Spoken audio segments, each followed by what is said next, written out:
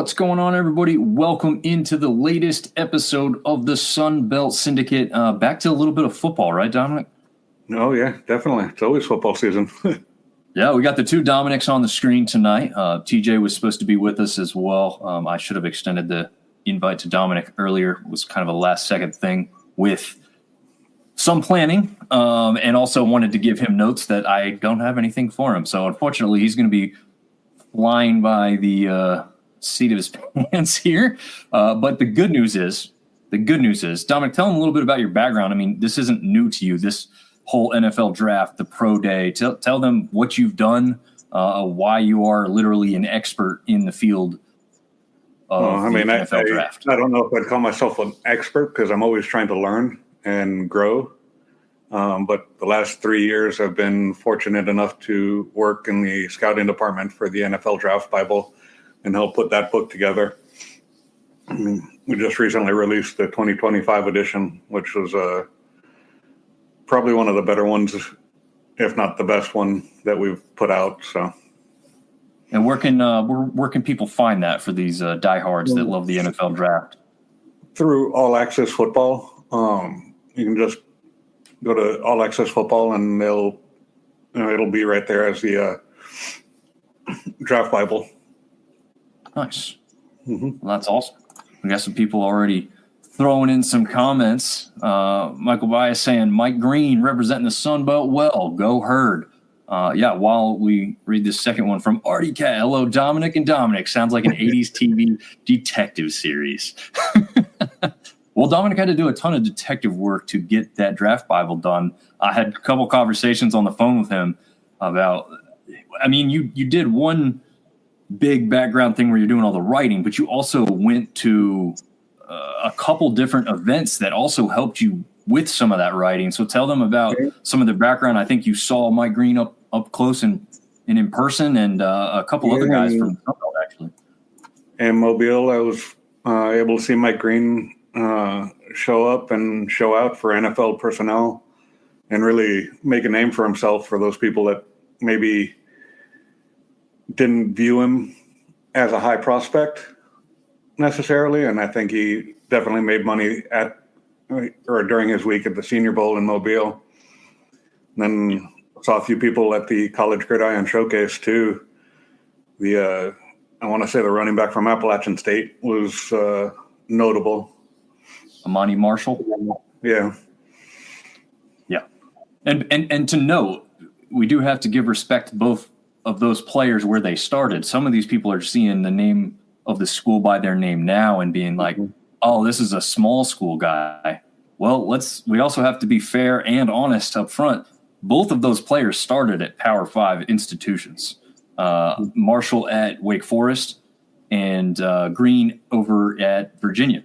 So, some of the people that are saying these small school guys, they ended up at a small school or a Sunbelt school, as we are going to look at tonight. But you have to also see where the pedigree was. At some point, someone thought of them so highly that they made a Power 5 institution. So these are small school guys in one sense of the word only.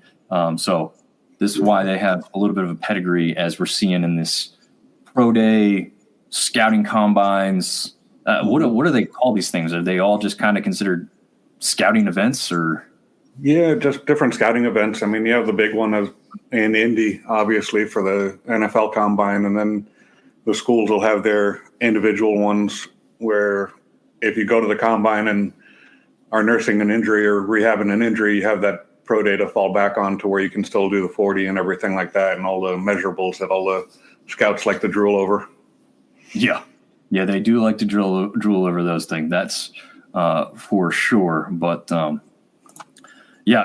one thing I do want to mention, TJ was also supposed to join us, supposed to be a little bit of a 3-man crew here. And Dominic was only supposed to come in at certain intervals to be our expert. That's how I had surmised it in my mind anyway. But TJ about cut his finger off before we got started here today. So he is dealing with that. Mine more. I mean, come on. Yeah, I mean, hey, be a hockey player, tape that thing up and get on here. But he's working through it. I told him, be smart here. We don't need anybody, passing out or anything else because of a finger. But it's pretty bad. I did see a picture, so hopefully he gets right, and hear from him relatively shortly that he's good. Whether he shows up or not, hopefully he's just good. But yeah, I was actually going to Ronnie Lott, right? Yeah, Ronnie Lott. That's true. Yeah, just cut it off and move on, right? Yeah. They don't make them like that anymore. Ronnie Lott was truly one of a kind, and younger people in the audience tuning in right now are like, "Who the hell is that?" But pretty much. Yeah, I actually had that conversation with a younger football fan too. Did you? Yeah. Oh man. Yeah, it's back in the day. Football was different, folks. For those that don't know, I know Artie tuning in definitely knows about old school football because he was just on Monday's show talking to us about old school baseball. So definitely versed well in all of that. I actually just had to. My buddy sent me an article, totally unrelated. Actually, Seth from the baseball show sent me an article that had a quote from Animal House where it's like, was it over when the Germans bombed Pearl Harbor? And he was like, man, this guy's an idiot. He doesn't know that it wasn't the Germans. And I'm like, you don't know what that's from? That's an Animal House quote. So I had to send him the YouTube clip to teach him that it was from the movie. So we'll have to see. And Neil says tough as nails. Yeah, absolutely. Mm-hmm. Ronnie Lott certainly was. He probably, if he was around in this day and age in football, I don't know who would be able to stick with him on the field. I don't know if there's anybody made that way now. Also, science has advanced. He probably didn't have to do the whole thing with the finger if he was working with today's medicine. But regardless, let's see.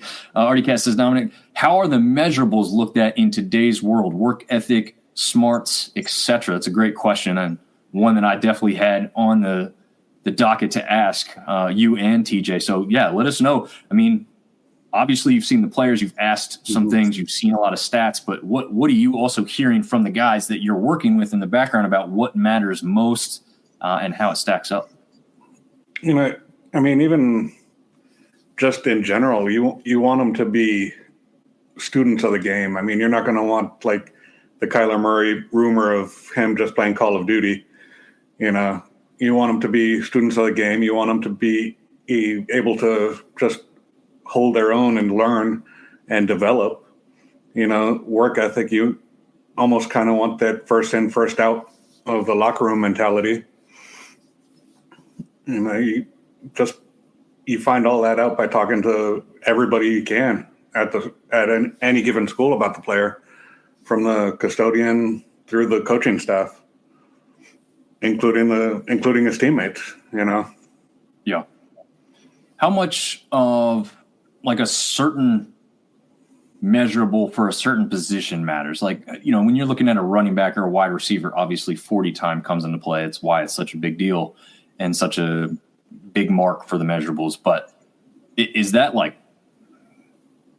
obviously it moves guys up and down a little bit, but how much is that weighted compared to like what they've seen on tape? Or I don't know if there's a good way to answer that, because obviously there's people that think differently, but I don't know on like an overarching sense of the question, if you have a feeling on whether the speed kills time dynamic, it puts them well above others, or if it's kind of even when you also compare kind of what they've done on tape on the field as well.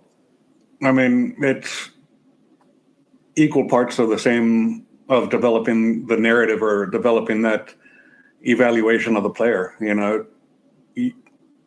In some instances, they just don't run a 40 well, but they play quick. A lot of times, instead of looking at the overall 40 time, we'll look at the 10-yard split and how fast they go in that first 10 yards, just to measure or get a sense of their acceleration and their burst when they're trying to break on running routes and everything. I mean, it's not sunbelt related, but like I think back to this past Senior Bowl with Tez Johnson and Xavier Restrepo, Oregon and Miami. Everybody was raving about Tez Johnson's speed, but he weighed in at like 5'8" and 190, maybe. Well, the funny thing is, you say it's not Sunbelt related. It is Sunbelt related, because guess where Tez Johnson started at? Boy, he was a Trojan. So it was, see how this is crazy. People don't think about some of these things, right? These guys are moving schools all the time. That's literally Sunbelt related. So it's a great example for you to use just there. And then you have Restrepo that literally measured in height-wise the same, but was a good 40 pounds heavier. And if I'm looking to build a team, I know neither one is going to be like on the boundary as far as a receiver. So you're looking at probably more slot receiver from both of them. I want the guy who is built a little more to be able to withstand the impacts of people that he's going to run through traffic to try and catch balls from. You know? Yeah. Absolutely. Yeah, you definitely have to have a little bit of a physical side these days with the receiver, because these corners and these safeties are getting bigger, it seems like. I mean, I've seen 6'3" and 6'4" at those positions now, which I feel like back in the day, those guys were just not looked at as much because they thought they'd be taller, lankier, and I don't know, not as athletic or something. But these guys were coming. I mean, like we mentioned, that everything's changed from nutrition to the training programs, and the weight training, and that's all changed and improved over the years. So you're going to have people more like DK Metcalf rather than not, Yeah, the candy guy, DK Metcalf. Yeah. I love when they asked him about his diet, and he's like, "Yeah, I drink coffee, I eat like one meal a day, and then I have like a whole bag of candy. It's great." And he does an 8-pack. I mean, those are the things dreams are made of for the rest of us. But obviously, being in the gym for like 4 hours a day probably helps him look like that too. So, and I'm sure he has all the nutritionists in his corner too. So, right, yeah, he can afford to have fun little snacks sometimes with how he trains. Neil, going back to that Ronnie Lott statement when we were talking about how long he'd be around. Yeah, he probably would. Be kicked out by halftime. Yeah, I'm thinking it's probably true. It's probably true. Ben's talking about a projected 7th rounder for A-State. Yeah, we're gonna talk about him here in a little bit. Artie Cat going back to the Animal House. John Belushi in the movie 1941 is hilarious. Must watch. Fictional comedy in the real Battle of L.A.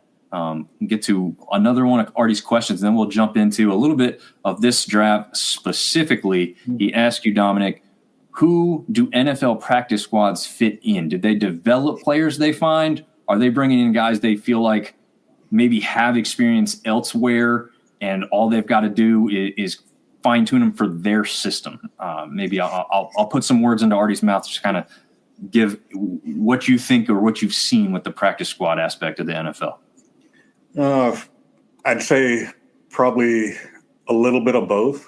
I mean, if you're bringing in a veteran who's maybe not familiar with the team and the system and the offense or defensive system, you're going to have them on the practice squad so they can get in shape, get used to the plays and whatnot.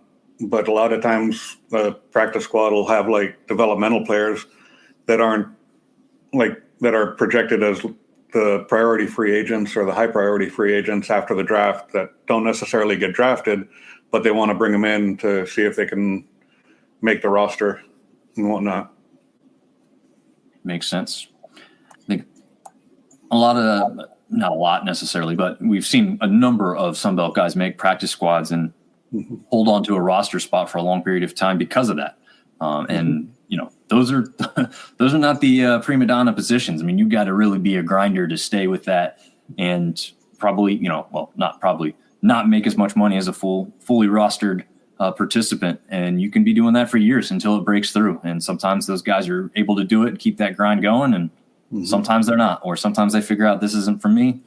If I'm not getting the field on Sunday, then I don't really want to do this. And those things happen as well. But Michael, going back to some Kelly Green thoughts here. I hope J.J. Roberts gets drafted from Marshall. He's a ball hawk. He absolutely is. Probably a very good chance that he could see a draft position. But we'll look at that here in a little bit. Ben asking where TJ is. Cut his finger.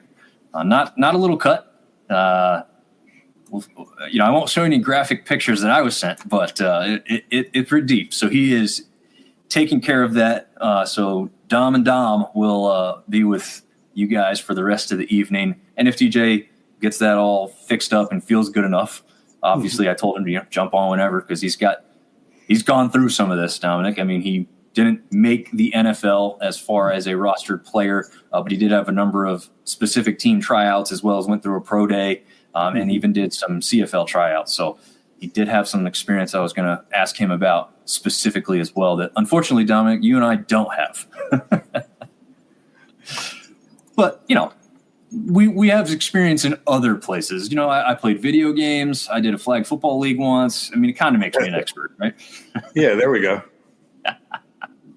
Oh, man. All right. So getting to the draft, let's focus on the thing that's happening itself. We are here on a Wednesday evening. If you're listening to this the next day, it's already draft day. It's Thursday. But it does start on Thursday. Round 1, the 24th of April. Rounds 2 through 3 will be Friday. I like how they've kind of sectioned this off. It's much better than how they used to do it back in the day. And then rounds 4 through 7 are all on Saturday. There is no Sunday component to this anymore. It used to be like a whole weekend, right? Like Thursday, Friday, Saturday, Sunday. It was just too much, man. Obviously, Dominic, this probably never too much. Yeah, I was going to just say, how much do you actually watch? That's probably a bad question for you because you are such an expert. You're tuned into this. You want to see. I'm sure. I'll ask you this because I now know the answer. How much you watch? You're going to watch the whole thing, and at the very least, keep up with every little pick, even if you don't see it live. But do you take notes and kind of compare with where you had, and you know, kind of give yourself a little credit or some points in the background when you get a couple of these things right? Oh yeah, absolutely. I mean, you like. I don't know many people that don't want to kind of grade themselves and self-assess, you know, and see how they rank players, or if they, especially with the first round, because that takes everybody's attention on that first Thursday. You know, it's one of those where I know years ago they had the predict the pick contest. Yep. Where you got to pick the first round draft, and even all the mock drafts that everybody does. You know, you want to be as accurate as possible, and the only way to judge it is by seeing the draft play out, basically. Yeah, it's a good point, and I don't ever really sit in front of the TV and watch this much anymore. I'm not as tuned in as far as you are, right? Like I don't know all the guys. We focus specifically on the sunbelt on this channel, and so we kind of hope for those guys to get drafted. And I'm always kind of updating the phone. I'll tune back and forth, right? I mean, for me, I can't sit there and wait 12 minutes between each pick and hear these guys talk about some of the same things over and over about when's this guy going to go? When's this guy going to go? Some of that is interesting, but some of it is just a little repetitive, especially in those later rounds when, let's be honest, most common casual folks don't know all the names like you do, Dom. And maybe you'll admit you don't even know them all. I don't know. Maybe you feel like you do after all the research you've done, but I don't know. I'll never admit that I know all the names. Okay, I was going to say it is a ton of names to remember, even for the Sunbelt. I mean, like I have stuff I've typed up. I have notes I've written by hand. I'm mixing back and forth. There's going to be guys that are left out of this. I'm sure there's teams, and I'll be upfront about some of this. There's teams that were really great about listing every single pro day participant and making it really easy and nice to find online and make my list that I'm making really easy. And then there's ones that just had like pictures with no labels of who it was and who it wasn't. There's articles that are behind paywalls that tell you all the participants. So some of these schools, I've got every single person that participated in a pro day. Other schools, I have like one or two. There's some schools I really don't have any of. I kind of figured out who didn't, the big name guys, but I don't know all of them. So yeah, we'll just be upfront with that aspect of it. But this is a good question. I've seen this a couple other spots, and Dom, you can tell me this. But App State News wants to know: do you all participate in the annual viewing of the movie Draft Day? I actually love the movie. I mean, it's probably one of my favorite football movies, just because I'm a draft nerd and want to get into scouting. But I love the movie. I watch it every chance I get. So I've heard stuff like that from the people that are really into it.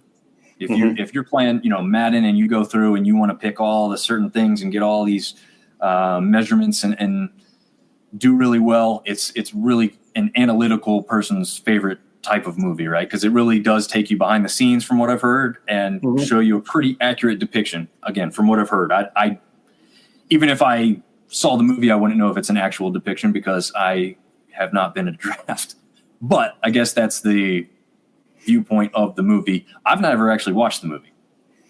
Maybe I shouldn't admit that, but I haven't actually sat down and watched the whole thing. Maybe I'll give it a shot. Maybe I'll do that while we're editing the audio version of the show later, which you really can't do because you can't listen to two things at once. But I do need to check that out. So that's one that I will be checking out eventually for sure.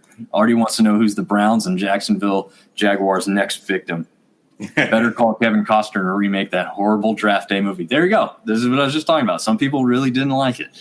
Is it slow moving? Is that one of the reasons, Dom, that people don't care for it? I mean, it's not the like Friday Night Lights kind of football movie. It's more the back end and what happens behind the scenes to build a team. Gotcha. Okay. Warren's saying that he watched it last night and he loves it. Which I knew because he's a Troy guy. He's here for all the football episodes too. So that makes perfect sense. Artie said the trades made 0 sense. Absolutely zero. Player that could be picked up later, etc. Dom, all right, critique that part of the movie a little bit. Were the trades something that you were having a hard time believing in as well, or was it not as bad because you knew it was a movie type of thing? The realistic side of the trades that they were offering, yeah, I'd say they probably changed it a little to make it more movie friendly. Okay. Make it a little more drama, I guess, for lack of a better sense, But yeah, it was a little far fetched as far as the some of the trades that they were participating in. Gotcha. All right. Well, so, how much can you really not believe in a trade anymore these days after you saw Luka Doncic get traded for what he did to LA, right? Like that, no one saw that coming and no one thought that was a fair trade, but hey, it's now happened. So maybe there are no trades that are off the table there. One thing that we definitely want your opinion on, Dom, is this first round draft order before we get into the breaking down of some of the sunbelt history throughout some of the NFL draft. Tell us just a few noteworthy things or maybe some things you expect or would be surprised by. I don't know. Anything you want to tell us about this first round draft order. Maybe if you think or predict any trades too. I mean, I don't know. Whatever your thoughts are on this stuff. I mean, my curiosity is going to be right around that 4 through 6 pick because you've got the Raiders in need of a quarterback. You've got the Saints now in need of a quarterback because of Carr's injury. So there's if there was an opportunity for a trade, it'd be somewhere in there where they wouldn't have to give up the farm to move up a whole lot, But if they're both set on, say, Shedeur Sanders, then they're both going to be wanting to position themselves to where they can get them, Yeah. Do you think – so I heard a lot of talk – again, this is a Sunbelt Focus show, but we're going to have other thoughts and feelings because we're going to talk about NFL aspects of this too. I heard someone say they wouldn't be surprised to see Shedeur Sanders fall out of the first round altogether. Do you think that even is a possibility, or do you just think there's no way that all these teams pass on him? I don't think that's a possibility because even if he has some meteoric drop towards the end of the first round, someone can trade up from the second round into the back end of the first round to pick him up. So I think he's going to wind up going in the first round. I'm just not quite sure where. Yeah, I think that's a big question mark. To me, reminds me not necessarily the intangibles, all of them, but a little bit of the cockiness, the bravado, like Cam Newton. It's kind of what I thought. I mean, when Cam Newton was coming out, I was like, this guy's full of himself. He's obviously very talented, but I don't know if the skill level's all the way there. And obviously he rounded into form as a pro, took the Panthers to a Super Bowl and a really, really good season overall and had a couple other good years, great stats. Do you think that I'm not sold on Shedeur either, to be honest. Okay. All right. There you go. That's what I was going to get to. I heard him at the combine. He came across, like you said, very cocky. And like Ben said, I mean, I think his biggest crutch was that he played for his dad. If he had gone somewhere away from him to develop and actually show what he could do, I think that would have carried a lot more weight in a lot of people's eyes and possibly got him better prepared for the NFL game to be a true quarterback in the NFL instead of like the scrambling around looking for the big play kind of thing. Yeah. Now, how much of that do you attribute to Colorado's line not being very good overall? I mean, I think that's one thing that I have heard is to be fair to Shedeur as well. He wasn't playing behind one of the strongest, he's not playing behind an SEC. Absolutely. Yeah. And I would factor that into it too, but just his cockiness. I mean, I don't see where the cockiness met the field play. Gotcha. And that's why I think him playing for his dad acted more of a crutch to him. I could see that. What do you think about his number being retired? Idiotic. Yeah. I didn't know maybe whether the stats were a really good reason or not, but then I saw someone break down like his overall record, the bowl record, the championship record, and none of it was anything anybody would even be close to retiring anywhere else. So that part is the part where you're like, what are we doing here? But hey, we don't make those decisions. Ben has a good question. Even retired Cordell Stewart's number from Colorado. Oh, that's crazy to think about. Yeah, that's crazy. They need to do that for sure. I mean, Travis Hunter, absolutely. There's no problem, no issue with that one.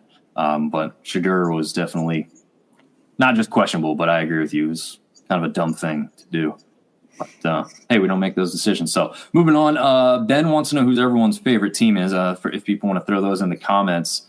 I recently kind of dropped the Panthers. I got sick of the stuff. I went to a bowl game around the stadium and got treated a certain way by some Panther staff.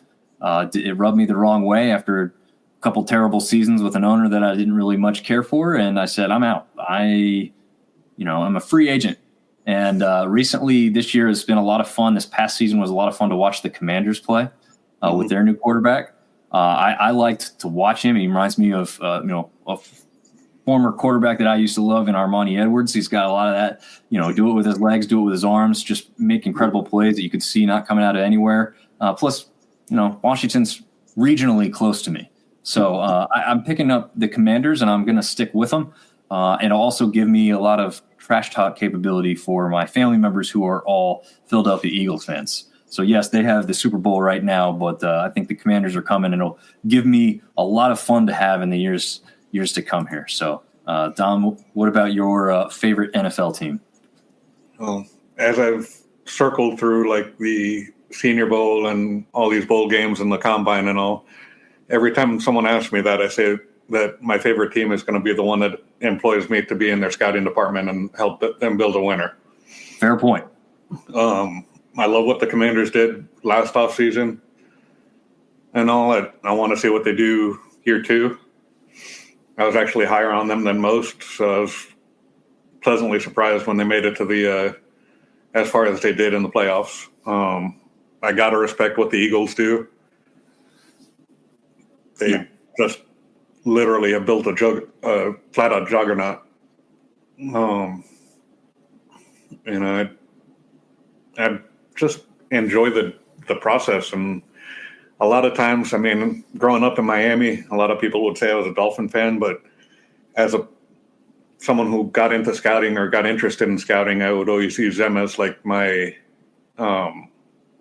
case study of what to do and what not to do. That makes sense. Yeah, I can see that. That makes sense. Well, speaking of a Florida team, we've got another question. Do y'all believe the rumor of Jacksonville taking Ashton Genty? Dom, you're probably a little bit more in tune to that rumor than I am, so I'll lean on your expertise there or knowledge base of what you've heard. I mean, it would feel right in that area.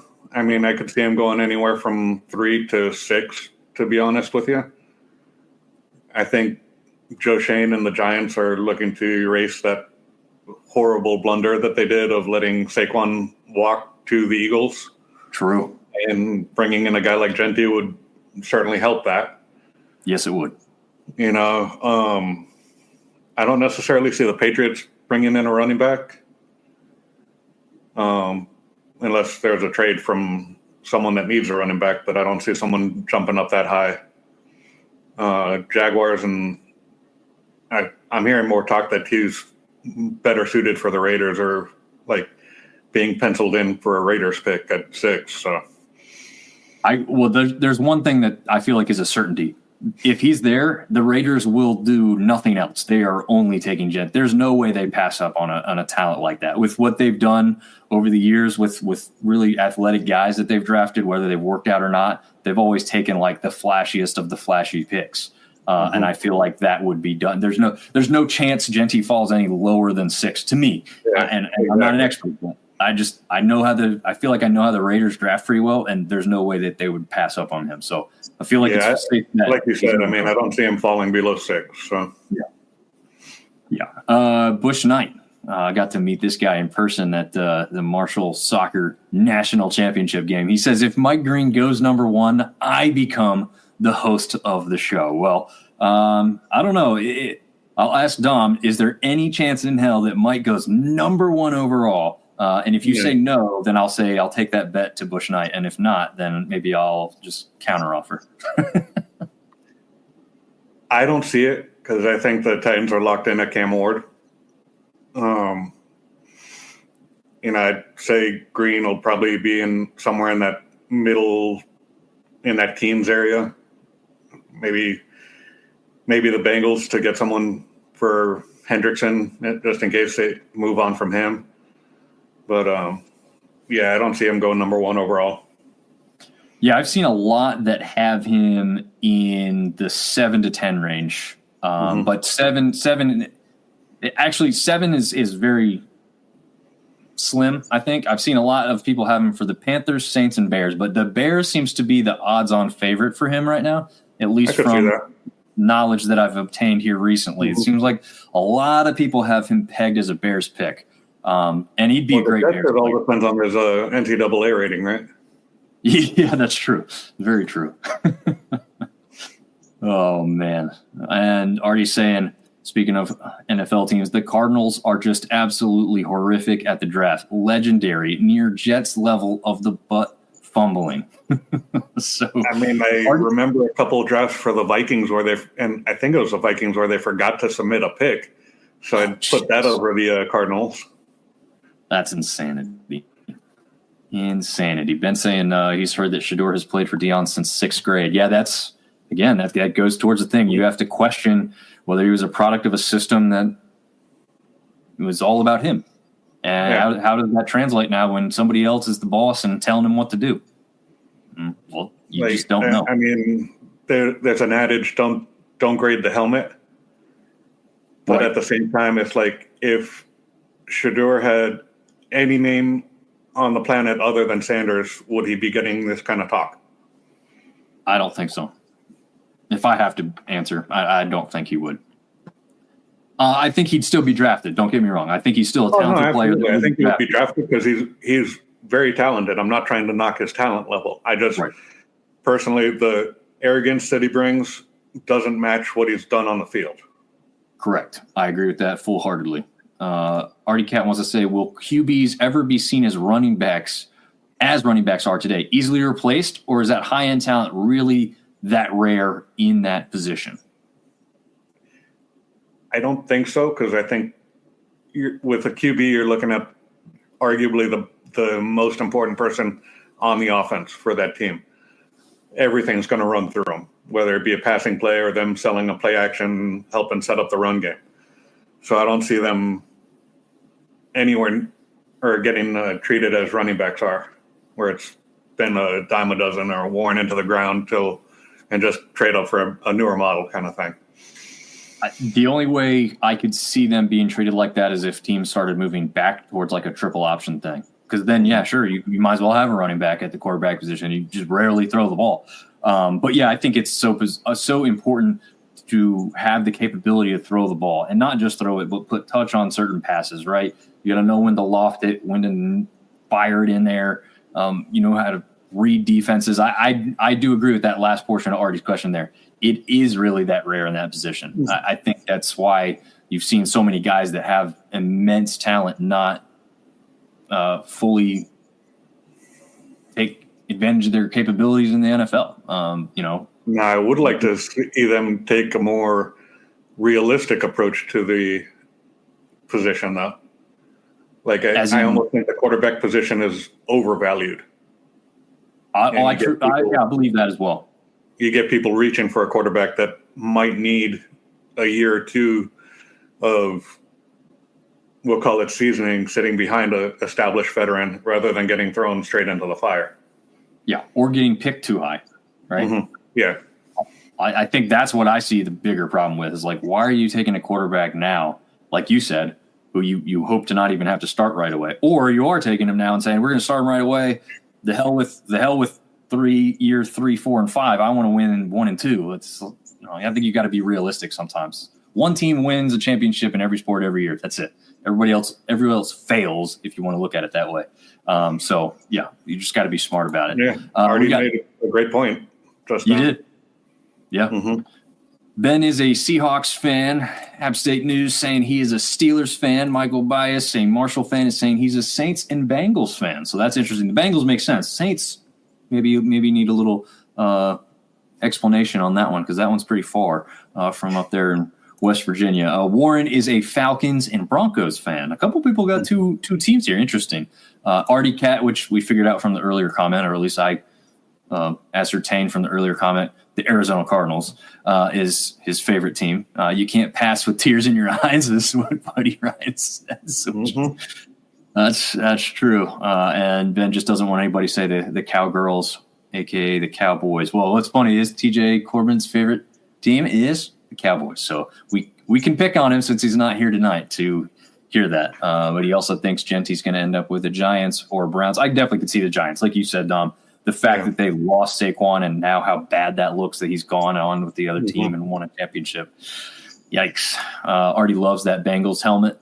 And, it's definitely one of the best ones they've got. I like the white and black one. What do you think about the white and black tiger stripes? I like it. I mean, I have a mini helmet with Jamar Chase's autograph on it. So nice. I like that. I gotta get some mini helmets for my son. I think he'd fall in love with that. The only problem is it's going to start costing me like $40 every time I want to buy one of those, Dom. How much do those things cost nowadays? About there. Okay. Artie is saying, I hope offensive lineman for Texas State, Nash Jones, gets a chance at a camp. Dominic, seen him play in bowls, etc. I think he has the physical and mental side of the game down. Trust me, his name is in the notes for good reason. Because not only is he a good player on the field, but it sounds like he's a big team guy. Everybody on Texas State's roster made mention of him whenever we had everybody. We had 2 players on, Ishmael Mahdi and I'm going blank on the other guy's name right now. Cup. They both made mention of Nash just being an awesome guy, funny guy, locker room guy, a guy everybody loves, a guy who unfortunately got hurt, but then scores a big touchdown in the bowl game when they put him in the H-back position. I think that's what it was, or they throw to him. I can't remember, but anyway, they had a play lined up for him with him in the backfield. It was awesome. Team went nuts when he scored on that, so that was really cool to see. Neil saying Heath Schuler, big strong arm, but Sitka said he couldn't read defense. Yeah, going back to that quarterback talk there, absolutely important to read a defense. Honestly, colleges, you got to be looking at this the same way anymore. I mean, I saw a kid the other day on Instagram showing his playbooks for I think it was for Southern Miss. He had transferred out. He's now at Youngstown State. He was showing his Southern Miss playbooks. There was 4 massive binders of information he had to possess up here. I don't know. These guys think you can just come in and rely on speed and talent. That ain't just that. Right? Nope, there's a mental aspect to it for sure. That's crazy. Yeah. Even if you look at what's his name from Jay Cutler from Vanderbilt, the knock on him was that he was book smart, but he got between the sidelines and went kind of deer in headlights. Well, you could tell that from watching him play. Yeah, it's crazy. Like you either have one or the other. I feel like it's rare that you really have a bunch of guys that can possess both. But if you have a good mix, right? I think like Lamar Jackson seems to be a guy who has a pretty good mix of both the mental and the physical side of things. I think maybe the team around him just needs a little bit of help. We've got a guy that we're going to talk about here in a second who's going to get out there and help him. So let's jump into that now. Talking about the Sun Belt to the NFL, recent history. There's a lot more history, but as we know, as Sun Belt fans overall, this conference has changed quite a bit over these last few years. So I focused on the more recent history to kind of get a better feel for what we've seen. In 2021, we had just 4 players drafted. In 22, 6 players drafted. So we're going up, a good increase there. In 2023, there was a conference record 9 players drafted from the Sun Belt. And in 2024, just last year, we saw 6 players drafted. So it went back down a little bit, but for a mid-major or G5 conference, whatever people want to label it as, I think those numbers are fairly good. I don't know, Dominic, if you know off the top of your head how that compares to like the American or anything like that. I didn't bring those numbers up necessarily, but I know I couldn't quote it off the top of my head, at least. Gotcha. But a lot of it, I mean, too, is based on who's coming out. If you have a lot of young teams, they're not going to necessarily be draft ready or draft eligible. So it's going to factor in on who gets drafted or how many players from a conference get drafted. Yeah, it's a good point. It's a very good point. There's a couple of comments going back and forth about some stuff. Michael said he'd just seen the Saints for the first time with Drew Brees and just got hooked. So that's the explanation on why he's got the Saints as a team of one of his favorites. Has the Sun Belt ever had a first-round player in the draft? Let's see. I will say out of these last 4 seasons that we've taken a look at here specifically, the highest pick was in the 3rd round. Yeah. So that tells you a little bit about how difficult it is and how exciting it is that Mike Green could very likely be a first-round draft pick. I do believe we've had a first-round draft pick before, but Mike Green has a great chance to be the highest draft pick from the Sun Belt Conference and definitely the highest draft pick from the new look Sun Belt Conference. Again, some people also, and Dominic, I get your thoughts on this too. When you look back in time, like Marshall's now a Sun Belt team, but when Randy Moss played for them, obviously they were not. So Right. Do you now look at like Randy Moss was, not obviously drafted in a Sun Belt at the time, but do you give credit back to that, or is that not a thing for you? Not so much. I mean, I mean, obviously he gets credit for the school, but I would look at it as more school accomplishment than the conference accomplishment. I'm with you on that. Yeah, especially recently with all the conference realignments, it's more school specific than conference specific at this point. Yeah, no, I agree. I don't think you can sit there and say like Randy Moss was the highest draft pick or whoever it was that, other schools. I don't know the history that was far beyond when I had paid attention to some of these schools. But yeah, I mean, you don't get credit now for someone that was drafted while they played for a different conference, even if they are in the program. But like you said, program gets credit for it. That's great. Like I said, over the past 4 years, the highest draft pick that we had was Jalen Tolbert from South Alabama, who ended up on Ben's favorite team, the Cowgirls, in round 3, pick number 88. So it looks and sounds like Mike Green will certainly be beating that pick number and that round. But we will see if he makes it into that first or sneaks into the second. Yeah, I guess does he beat DeMarcus Ware though, like Warren just mentioned? Yeah, DeMarcus was 11th. Okay, so yeah, that was I have him on the next thing. What round was likely drafted in? I have him listed here. He was drafted in the 4th round, pick number 139 by the Ravens. And yeah, he is on the graphic as we're looking at it here. Another couple notables in 2021. The highest pick was Shamar Jean Charles from App State, went to the Packers, round 5, pick number 178. We talked about 2022's pick with Jalen Tolbert. In 2023, Nick Salverdee from ODU, ends up a Saint. Round 4, pick number 103. And in 2024, Marshall fans will be happy to hear Rasheen Ali gets drafted from the herd to the Ravens and round 5, pick number 165. So over the last 4 years, the Sunbelt selections have mostly occurred in the 5th to 6th round range. Mm-hmm. So this is telling you how special Mike Green is and what Marshall's about to see, and their fans are, and some lucky NFL team is going to have with him there. And they averaged a pick number of 201. So again, a lot of late round draft picks, but we do have some guys getting drafted over those last 4 years. Louisiana has put 5 players in, App State 4, Troy, Coastal, South Alabama, and ODU all put in 3 players.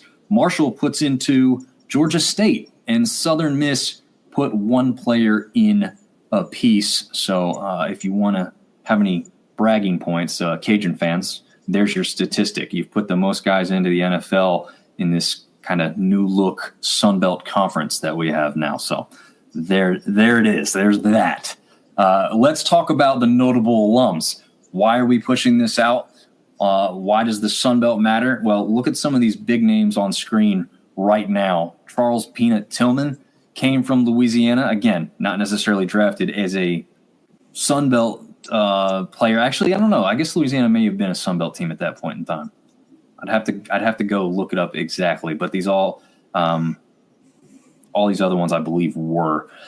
But yeah, it's called a peanut punch for a reason, Dom, right? Mm-hmm, absolutely. Help make it famous. Leotis McClellan is a former Troy Trojan. What was it? Easy for you to say.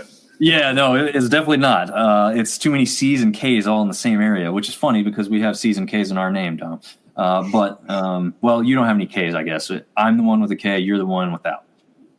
Gerald Everett, who is a massive tight end, came out of South Alabama, now playing for the Rams. Obviously, probably the most famous one recently. I'm not going to say he's more famous than DeMarcus Ware. That's the number one here. Well, I don't know. You could put up Charles Tillman and DeMarcus Ware, but I probably lean towards DeMarcus. I don't know about you, Dom. What would you lean to there? I mean, both are notable, but I mean, you got to give Ware the nod with the Hall of Fame as well. You know? Yeah, that's definitely going to push him over the edge. Is there any chance Tillman ends up in the Hall of Fame? Was he kind of that good of a career? Or I haven't heard the name, so that's why I'm asking. There's always a chance, but at the same time, it's like, would you put him in over? Who would you put him in over? You know. True. It's a good point. I mean, like, he was notable for the Bears, and I loved him as a player, trust me. But I don't know if he had necessarily that career to put him into the Hall. Yeah, no, I don't think. I mean, off the top of my head, I couldn't say I'd say that he should be, but I didn't know if there was maybe a conversation that had been in the background or not. But yeah, great player. Committees on their selections. So. Yeah. Well, I mean, you've got a literal defensive move named after you. So, if you don't make the Hall of Fame, that is something that will live on forever, even after you're gone. So it's pretty cool, no matter what. But yeah, DeMarcus Ware, former Troy Trojan, probably the most notable Troy Trojan of all time. Tyler Bass, making it as a kicker from Georgia Southern. We know they have a little bit of a pedigree at the kicking position, as did A-State. It looks like Georgia Southern's kind of taken that over with these kickers here lately, but we'll see if that continues on. There's a couple kickers trying to make the NFL from the Sun Belt, but we'll see if that actually happens. Let's see. Artie Cat's got a comment here. I believe the oldest Sun Belt's conference player in the NFL was Joe Vance, 1931 Brooklyn Dodgers from Texas State Normal School. Southwest Texas State Normal School. He's corrected that. Southwest. Okay. That's the longest name ever for a school. Oh, that got abbreviated on everything. I bet so, yeah. I know that they did move on to Southwest Texas, which was SWT, right? That was one that Texas State still does throwback stuff to. So they did at least got rid of the normal school aspect of that. Ben says he forgot J.D. McKissick was on a team, but can't remember. He was on the Seahawks. So there's that.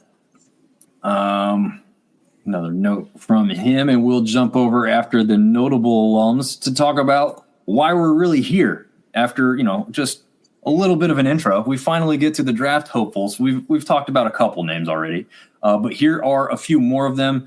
To me, these are the guys that have kind of been noted a little bit more often or shown up a little bit more on some of the draft boards. But there's crazy differences, Dom. I mean, how many guys did you say you worked with on the magazine or on the Draft Bible?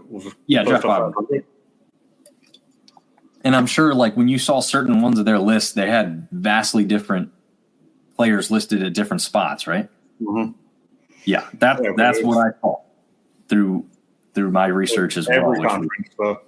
Yeah, that's true. Lots of different opinions. I mean, it's not only how good you think the players are, but you have to be paying attention to both sides, right? It's not just about the talent and what you think could happen. It's paying attention to what the team needs on the NFL side. I mean, they might be in desperate need of a guy who should be 15 picks lower, but they need him bad, and he ain't going to be around when they get to pick it again, so they have to pick him early. And people say overvaluing the position or whatnot, but sometimes these guys don't have a choice, and who knows? Yeah, I mean, that's why the teams have their own draft boards, because our team needs are probably going to outweigh talent or best player available in a lot of cases for that reason, because you want to make your team better first and foremost. Absolutely. Neil's got a question about App State kicker Michael Hughes getting picked in the later rounds. I've got him listed as more of, and pretty much any kicker or punter, I've got them listed as a free agent pickup. Dom, I mean, you've got some experience doing this over the years now. Yeah, more than likely, it's hard for kickers and punters unless you're that guy from Iowa that got picked by the Bears as a punter, and I think like the fourth round, the same draft that they picked Caleb, or you've got a booming leg like Janikowski. It's going to be hard for you to break into those one of those picks in the 7 rounds.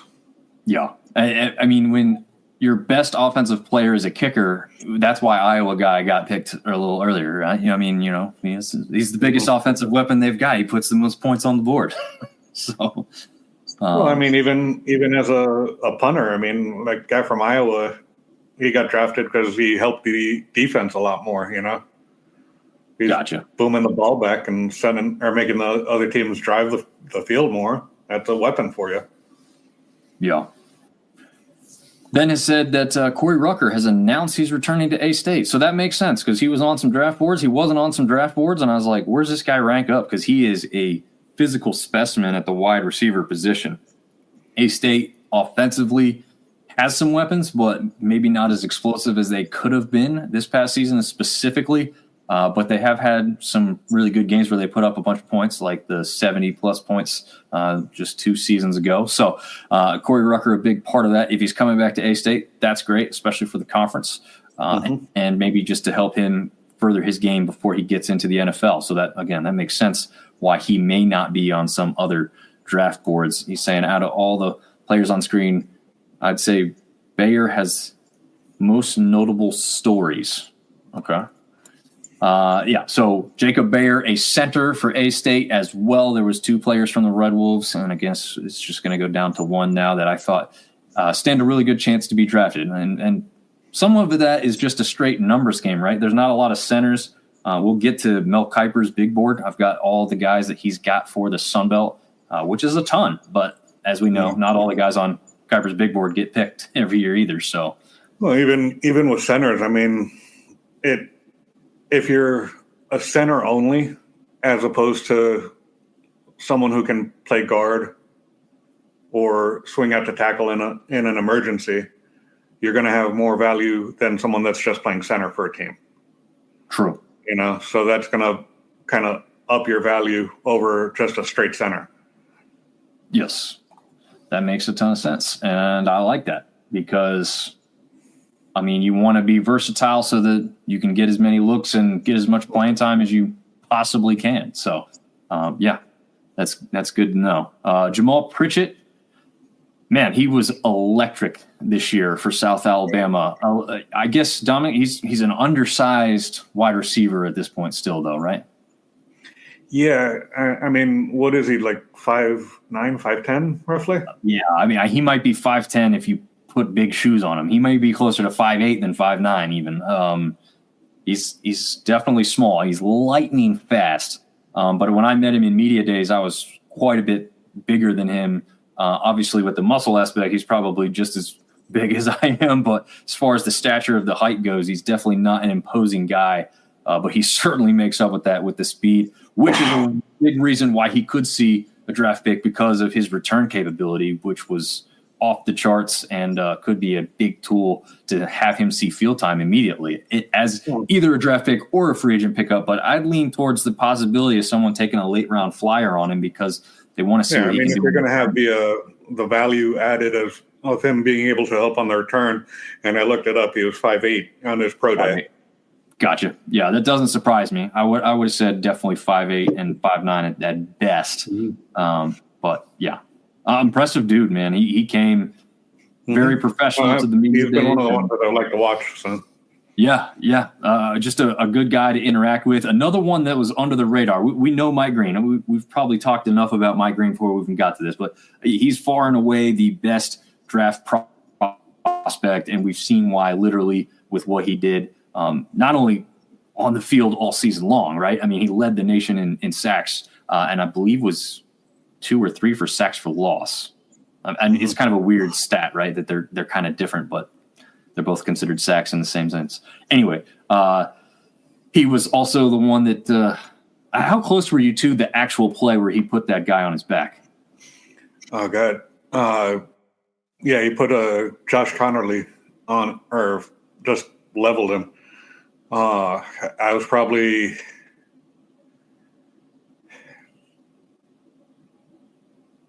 10 rows up, probably like a section over from where the drill was. Nice. So you had a pretty good view. You didn't have to try and see around all those guys on the field level. Yeah, you still kind of do, because at that point in like the one-on-ones especially, all the team is just huddled around each other themselves. So it's kind of even though you're in the stands, you're still trying to see over them. Yeah, gotcha. Yeah, that's true. You would think they're trying to back people up so everybody could see. Like, why do you have to be literally inches from these guys? Like, why don't you back up so everybody can check it out? But again, I was going to say another guy I really, really loved interacting with at media days was Wycavius Thomas, a defensive tackle from South Alabama. A big dude, a really big dude. Maybe not the tallest, but definitely you can see why he plays D tackle. He's really interested in motorcycles.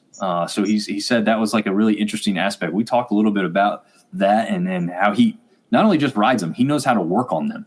But obviously he's kind of put that on hold as the football career takes off. So I really hope to see him make the NFL, even if he's not a drafted player, at least get a flyer as a free agent tryout. I just really like rooting for that kid. I really like talking to him and interacting with him. Jalen White, I did not get to talk to, but a phenomenal talent at the running back position for Georgia Southern. However, not the greatest statistical season for him. So it'll be interesting to see if that might play a part in maybe not getting drafted, but we'll see. He's still kind of up there a little bit in the running back position. Another guy I interacted with face-to-face with Jacob Dobbs of James Madison, linebacker.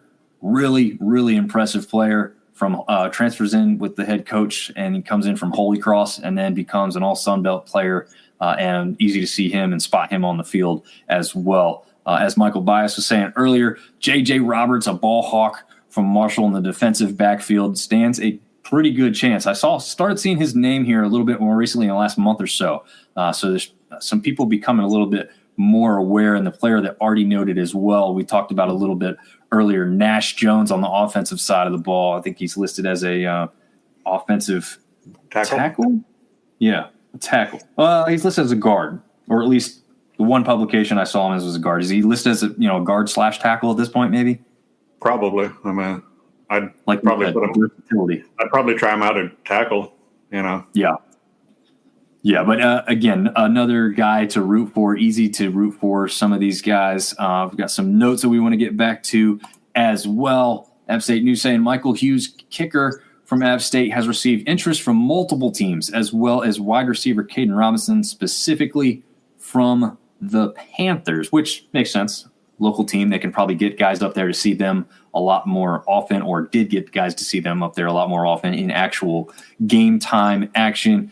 Neil saying Michael hit 13 for 13 on his pro day and 1 from 63 yards, which is incredibly impressive for those people that have been to Boone and feel the wind, because apparently there was wind that day. So to hit 63 yards outside in the weather, impressive.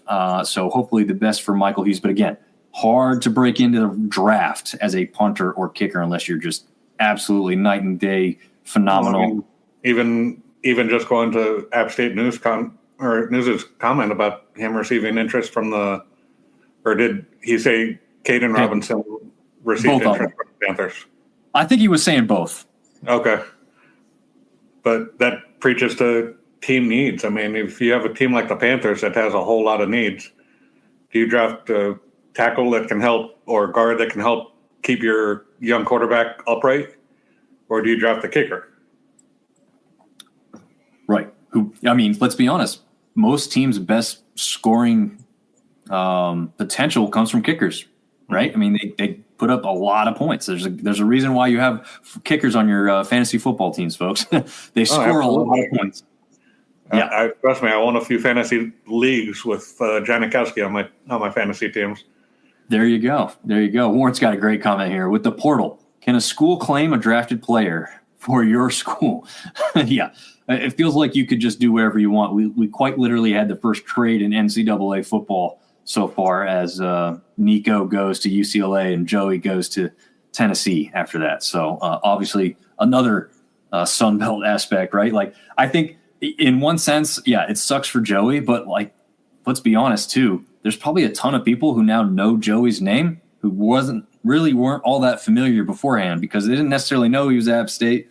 Maybe they heard a little bit about him at UCLA. Now everybody knows that name because of the saga that's gone on. So hopefully he gets to see the field quite a bit. I'm hoping he's the odds-on starter. Not going to be easy, right? We know the Tennessee program has 4 and 5-star guys come in there at quarterback all the time. So we'll see how he does going in there to compete. But I know a lot of App State folks are very confident that Joey could go in there and win the starting job. So it'll be interesting to see if he does do that. Ben saying Bear torn an ACL and fought hard to return to play for the Red Wolves. He started this season after having ACL surgery just 5 months before. So, yeah, absolutely. And another name that I have when we get to the next list with the free agents, Courtney Jackson, who's drawn interest from quite a few NFL teams as well.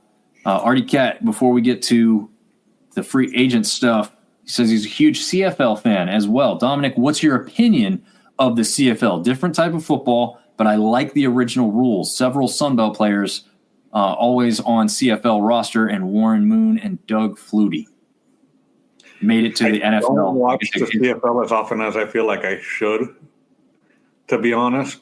My understanding is that it's a much quicker game than the NFL, and I've heard great things about it. I don't watch it enough to really have a great opinion on it.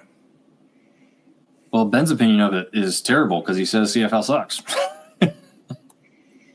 All right, so I like some of the CFL. I think some of the rules are weird to get adjusted to, right? When you're seeing them, you're like, wait, how did they just do that? How was that able to work or transpire like that? But they do have some weird point totals for certain plays that just aren't seen in our game down here in the States. So we're on the CFL aspect, and Michael brings it up. I was just going to ask you this. What's your thoughts on the UFL? I mean, is this something that you think sticks around? Do you think it's going to go away again? Is it something that you watch personally? I watch it when I can. I hope, honestly, that it does stick around, because it's a great way for those guys that are on the fringe of making NFL rosters or even getting drafted to show that they belong and hone their skills to where they can fit in the NFL world. So I truly hope that it does stick around, because I think it would be great for the sport. Yeah, I think it would be too, but I think they got to do something. To me, you've got to start it. I understand starting it when they do because you want to have these guys complete a season and then have a shot at the next level. So that's important. But the problem I have with it is you're starting this league when like every other sport is at like the apex of interest, right? You've got the Masters for golf, you've got NCAA basketball tournament, you've got the playoffs for the NHL, you've got the playoffs for the NBA. And I feel like that's just too much interest drawn away by all these other sports for the UFL to be successful in the stands and on TV right now. And that's the tough part. And unfortunately, we know that is what needs to happen in order to keep the money coming in, the revenue coming in, to keep the league alive. But I'm like you. I hope it exists. I want it to, but I just don't know if it's going to last with how they've got it structured. Understand the structure. I just, I feel like if we could design it a little bit better, I'd love to. Warren Santez went to Oregon from Troy. We did have that discussion a little bit earlier. Dominic, you've seen some big boards. You've got your own. Where do you think he'll be drafted, or roughly a range of where he could be seen on the draft board? I'd say he's probably seeing his name called in the high side in the second round, low side in the fourth. Okay. Pretty big range there, huh? It's going to depend on where everyone falls, I mean, true. You can do your best guess as far as who's going where and when, but trades throw monkey wrenches in, and then there's aspects that you don't even consider. Like if, say the Browns, for instance, if they value like Abdul Carter over Travis Hunter, that causes Travis Hunter to drop. Does that change like a Jacksonville board? True. Yep.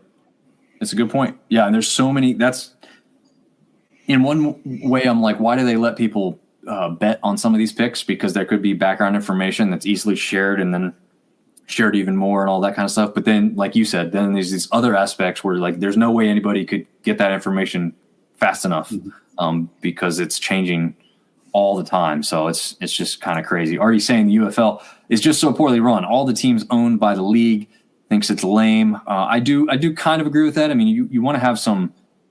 I think part of the appeal of the NFL is like the owner, right? Like you've got people that are really taking that goes into the finances of it too. It's like that's the when you boil everything down, that's the main point of it, that they got to get the finances in order to have long-term sustainability. Yeah, it's a good point. Former A-State player Jonathan Adams is on the Memphis Showboats and making a great case to be a great pro player. Well, technically he's a pro player, right? I mean, you consider UFL guys pros, right, Dom? Oh, yeah.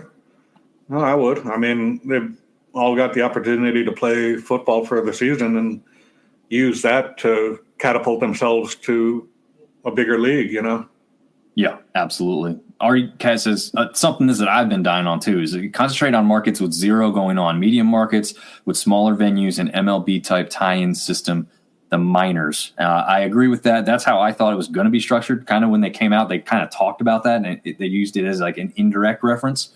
Just totally admit it. And then honestly, to me, like have some of those, maybe not quite as like Savannah Bananas, like crazy rules going away from tradition, but have a few of those, like make it very, very interesting to watch. Do the whole, like, actually, I think they do a little bit of this, like the field goals being different for different lengths. I think the UFL does that, right? Yeah. Or is that on extra points? Or is it like extra points? I think it's extra points. But I would go all the way. Go for field goals. Like, all right, you get 1 point for anything within 20 yards. You get 3 for behind the 20 yard to the 30, or like just. And then like you can have like a bunch of colorful graphics on the screen and be like, oh, like this appeal to the younger audience. Anyway, just do fun stuff that brings the viewers in a little bit more than just the standard traditional football, because you got to have something that makes you stand out and be a little bit different here. All right, so moving back into Sunbelt talk for the NFL draft. Mel Kiper's big board, as most Sunbelt fans are aware, or maybe they're not. But with your ESPN Plus subscription, you get access to Mel Kiper's big board. So if you guys want to go in there and see how this maybe compares to what actually happens starting tomorrow night with the draft, you can do this. So the numbers beside these players' names here are where he has them ranked at that position. This isn't overall, and that's why you're going to see a bunch of numbers in the same That's number a baseball range. score? Is what? Ethan's comment. Oh, yeah. Wrong sport. But Marshall is beating Morehead State in baseball 27-15, currently in the top of the ninth. That's a rematch from yesterday where Marshall run ruled them. So I'm not sure. I guess that's I'm not sure how that's not a run rule there, but whatever. It was a home and home midweek series that they're kind of doing there. I don't know if 2 games is not considered a series, I guess, but either way, Marshall taking it to Morehead State, but this time Morehead State putting up a little bit more of a fight. It was a quick game yesterday. It's a little bit longer today. It's going to go the full length, I guess. Yeah. So that is a crazy score. That is a football score, a weird football score, but it's still a football score. Yeah. Already saying technology lets you broadcast game from Bismarck, North Dakota. Yeah. So they could do all kinds of stuff with getting these UFL teams to sell out. I always like to me, I'm in the triangle area of North Carolina. We've got pro hockey, and that's it. There's nothing else. But they've got a big football stadium for NC State that sits empty for most of the year. Bring a UFL team here. Have that compete with that Charlotte market. There's people over here that would love a pro football team. A lot of people with a lot of money over here. I would say put it in those types of places instead of putting, more football teams in Texas, right? I mean, they've got enough down there, we'll spread it out a little bit more. But anyway, and they did put that DC team up your way, didn't they? True, and that one's probably the most successful. No, I'm sorry, St. Louis is definitely the most successful, but that one maybe up there at second place. Maybe the beer snake has a lot to do with that. That's one reason to watch their games because they get real competitive with how long they can make that beer snake. So we'll see what happens there.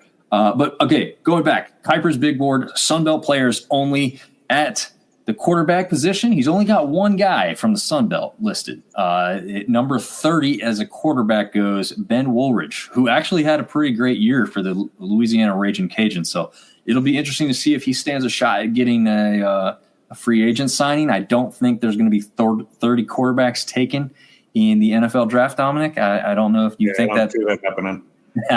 I just don't see that happening. Not saying he's actually the 30th quarterback, obviously, but that's where Kuiper's got him on his big board. Only one running back from the Sun Belt listed, which I thought was very interesting. All the way down at 48th, we've got Chandler Pittman from Southern Miss. So not even one of the bigger names that I've heard throughout much of the season, but a lot of that could be to do with Southern Miss not having a very good football season. But some of the scouts paying attention saw some talent and potential there, and that's why Kuiper's got him on his list. As far as wide receiver goes, he's got Jamal Pritchett there, but he's got him all the way down at number 45. Again, not sure if we see 45 wide receivers taken in the draft. It is a big position need, though. It's unlikely. It's a deep position, like you said, and it is one of those positions where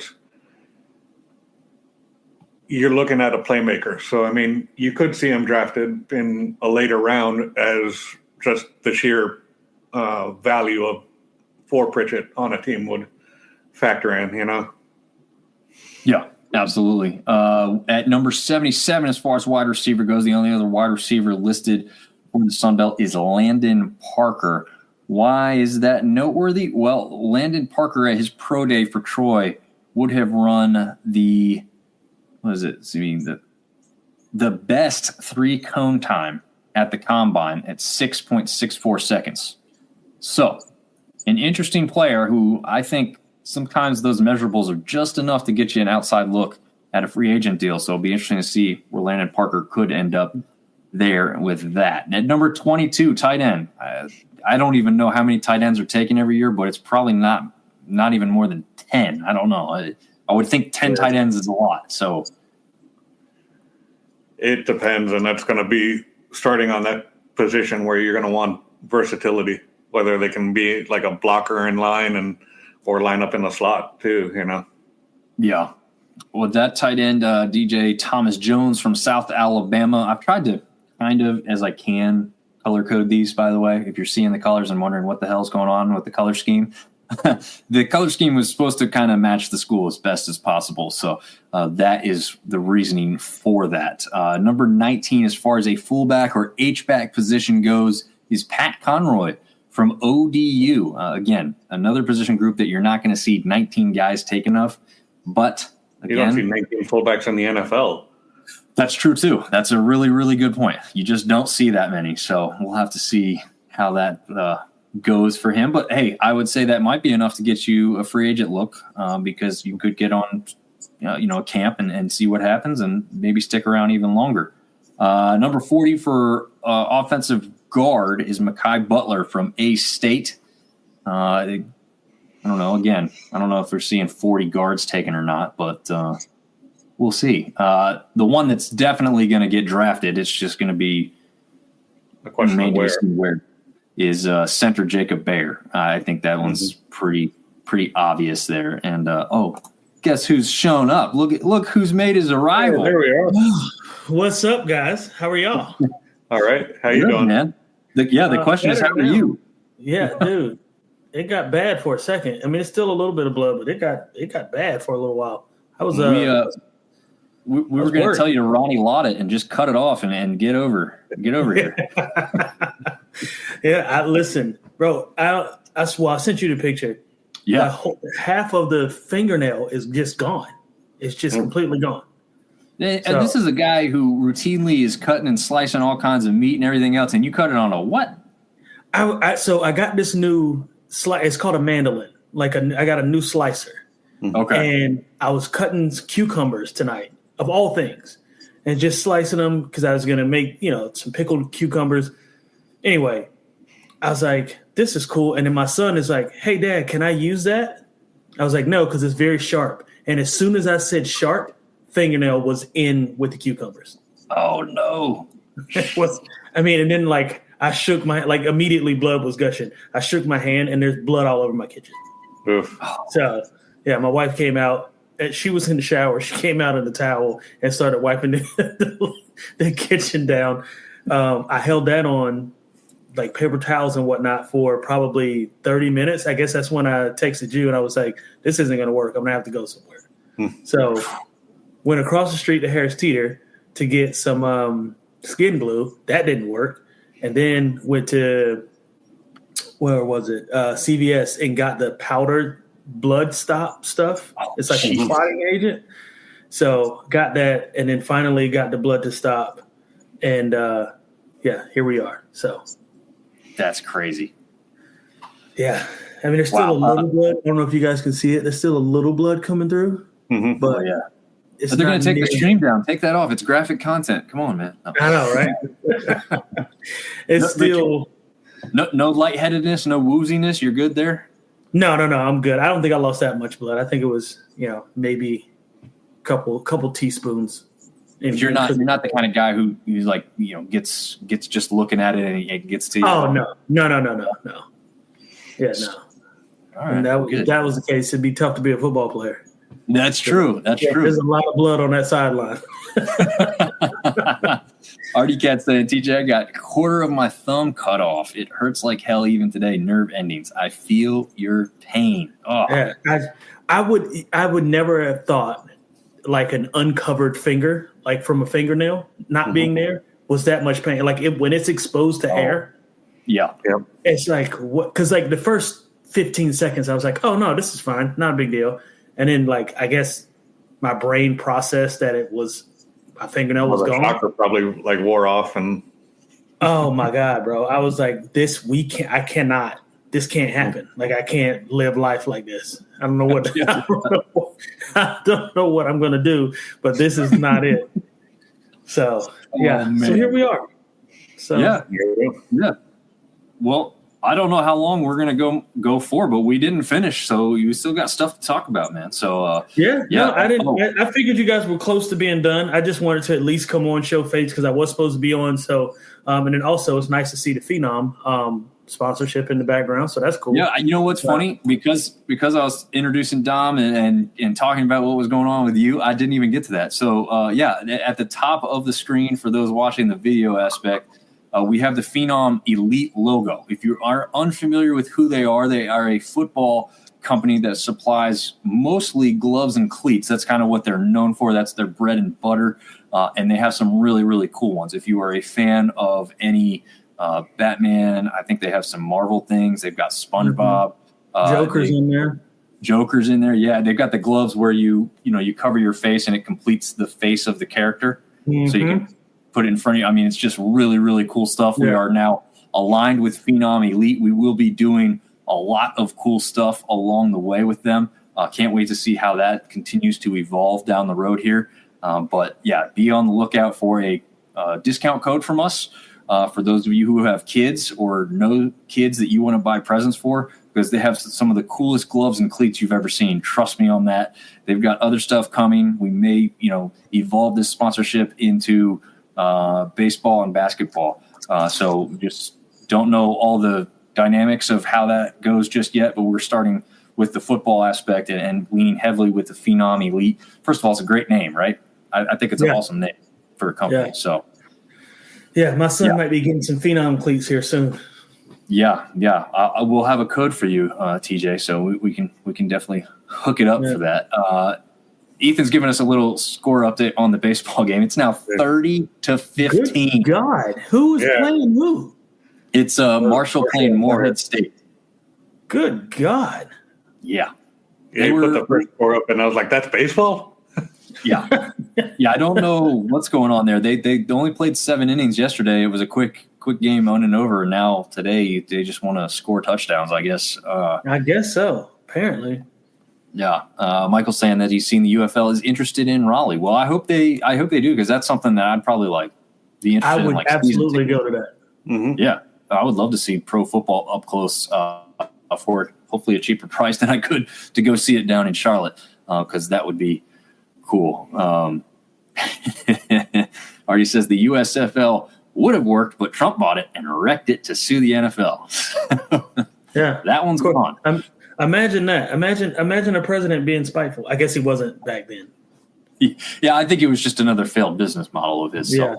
Yeah. Like, 8 of them. But anyway, this isn't a show about politics.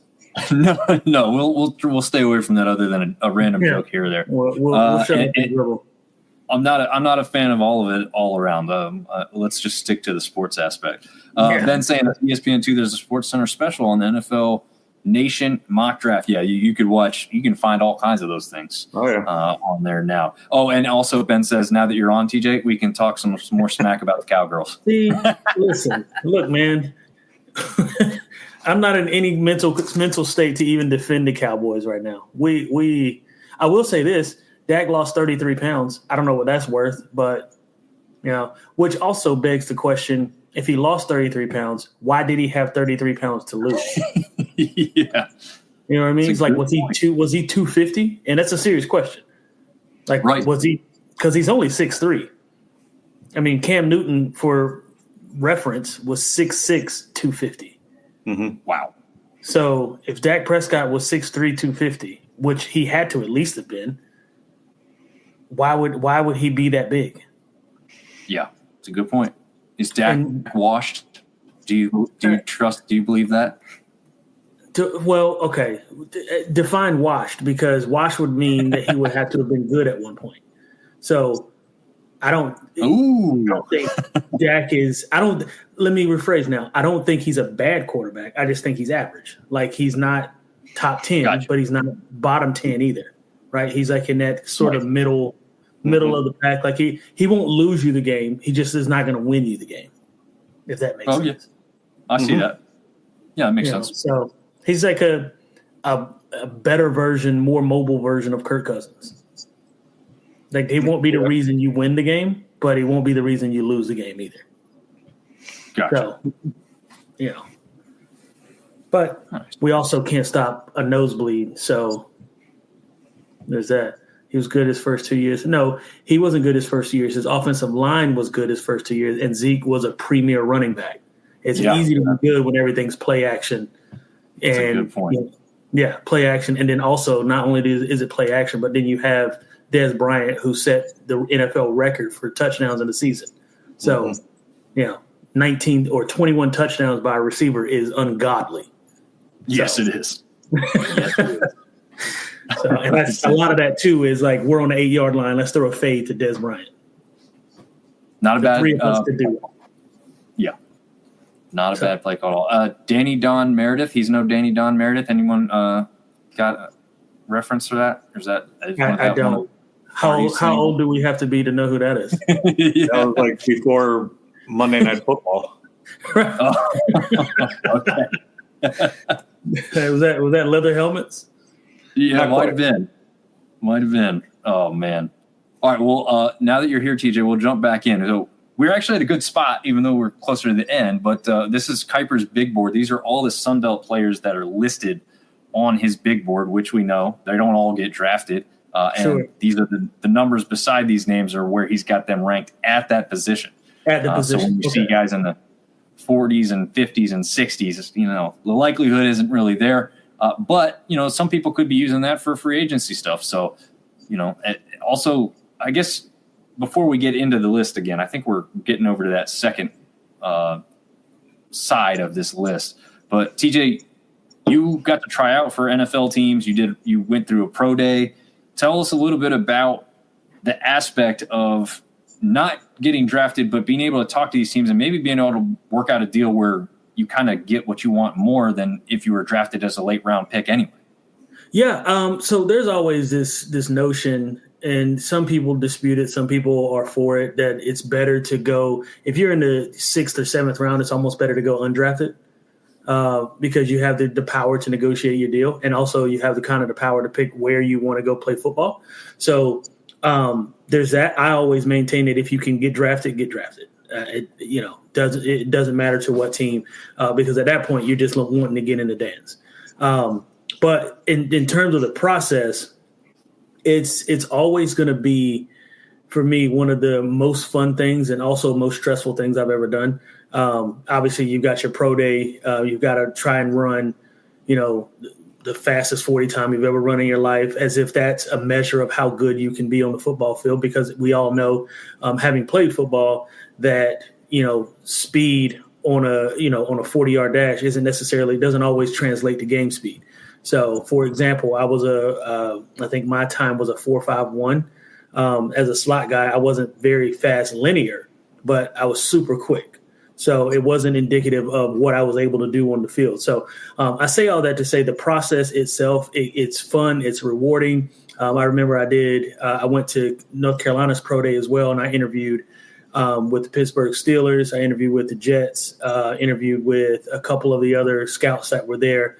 And it's weird too, because they measure your hand size, and, it's all kind of, they measure your feet, and then they do kind of a bend test of test your flexibility, how thick your hamstrings are. It's almost, you're getting prodded and poked on at every level. So it was fun, stressful for sure, but I was in the best shape of my life during that time. It was, I literally have not been more chiseled, more ripped, or as fast or as anything than I'd ever been at that particular moment. So it was fun. I'd go back and do it again. I wish I had that body. 192 pounds. Well, no, at that point I was 189 pounds, 189. And I did the 225 rep test 17 times. Dang. And jumped a 38-inch vertical. That was the best day of my life. Okay. So for comparison, JMU was really good about publishing some of their pro day stuff. You said 38-inch vertical? 38-inch vertical. 16 or 17 reps on the 225 rep. Is it still the 225 now? Is that same weight? Yeah. Yes, it's still the same weight. You can elect to do 185 if you're not a 225. For certain positions, it's overrated. But if you're offensive lineman, defensive lineman, linebacker, tight end, that was that was very indicative of what you're getting. Because too, it's about explosiveness, right? Mm-hmm. Yeah. And that push is going to let us know, how explosive you can be and for how long you can be that explosive throughout a football game. So, but for a wide receiver, for instance, Randy Moss did 185 5 times. Interesting. So it doesn't really matter. Yeah, I was going to say, well, first of all, Artie says you were ready for the bodybuilder pose. And listen, at that point, I might have been, man. I was absolutely chiseled. I mean, I was, as Shannon Sharp would say, cut up like newspaper. Of course, we don't want to say anything that Shannon Sharp would say right now. I was going to say, you go on that one with a 10-foot pole, man. But his earlier reference came from a King of Hill episode, but also the guys in the Cowboys Ring of Honor with the Dandy Don Meredith. He was actually, I think he was one of the first announcers for Monday Night Football. So okay. It was quite a while ago. Yeah, a little bit.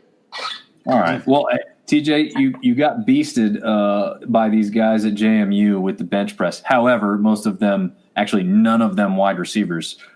Chris Fitzgerald had 31 reps. Linebacker Jacob Dobbs, who's on this list, he's number 38 linebacker listed on Mel Kiper's big board, 25 reps, and Ray Scott also with 25 reps over there. That's impressive. Yeah. Well, Jacob Dobbs is a big dude. For linebacker. Well, yeah, but if you do 225, essentially if you can do it more than 15 times, you're in the top 3% of the world. But if you can do it 25 times, there's probably less than 0.5% of the entire world that can do that. So that's crazy. Yeah. So what percentage of the world is it if he can do it 42 times, like I think Thor Griffin did for me? I don't even know the number for that. 0.0003 maybe. Yeah, that's insane, man. That's insanity. You said vertical jump was 38 inches? Mm-hmm. It's also crazy that you remember this stuff. I mean, I guess you do because, that it's all that matters in that time. So you I still remember my rushing yards from high school as a quarterback. There you go. Well, I mean, you were number one in the state, right? Yeah. There you go. That's one reason to remember that one. Definitely hold on to that. Terrence Spence, who's also on this list as a quarterback, number 60, unfortunately. But here's why he's on the list. His vertical jump, 40 inches. He had one hell of a game when they played UNC here in Chapel Hill. He had a couple interceptions, didn't he? I think he had 2 interceptions and one for a touchdown, I believe. If off the top of my head, if I can remember that correctly, I think so. Jacob Dobbs, the guy who benched 25 times, also had a vertical of 39.5. That's insanity.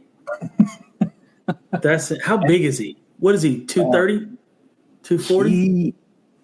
Let's go back here. You can get a look at him here. He's the one here by the purple name, Jacob Dobbs. Let's see.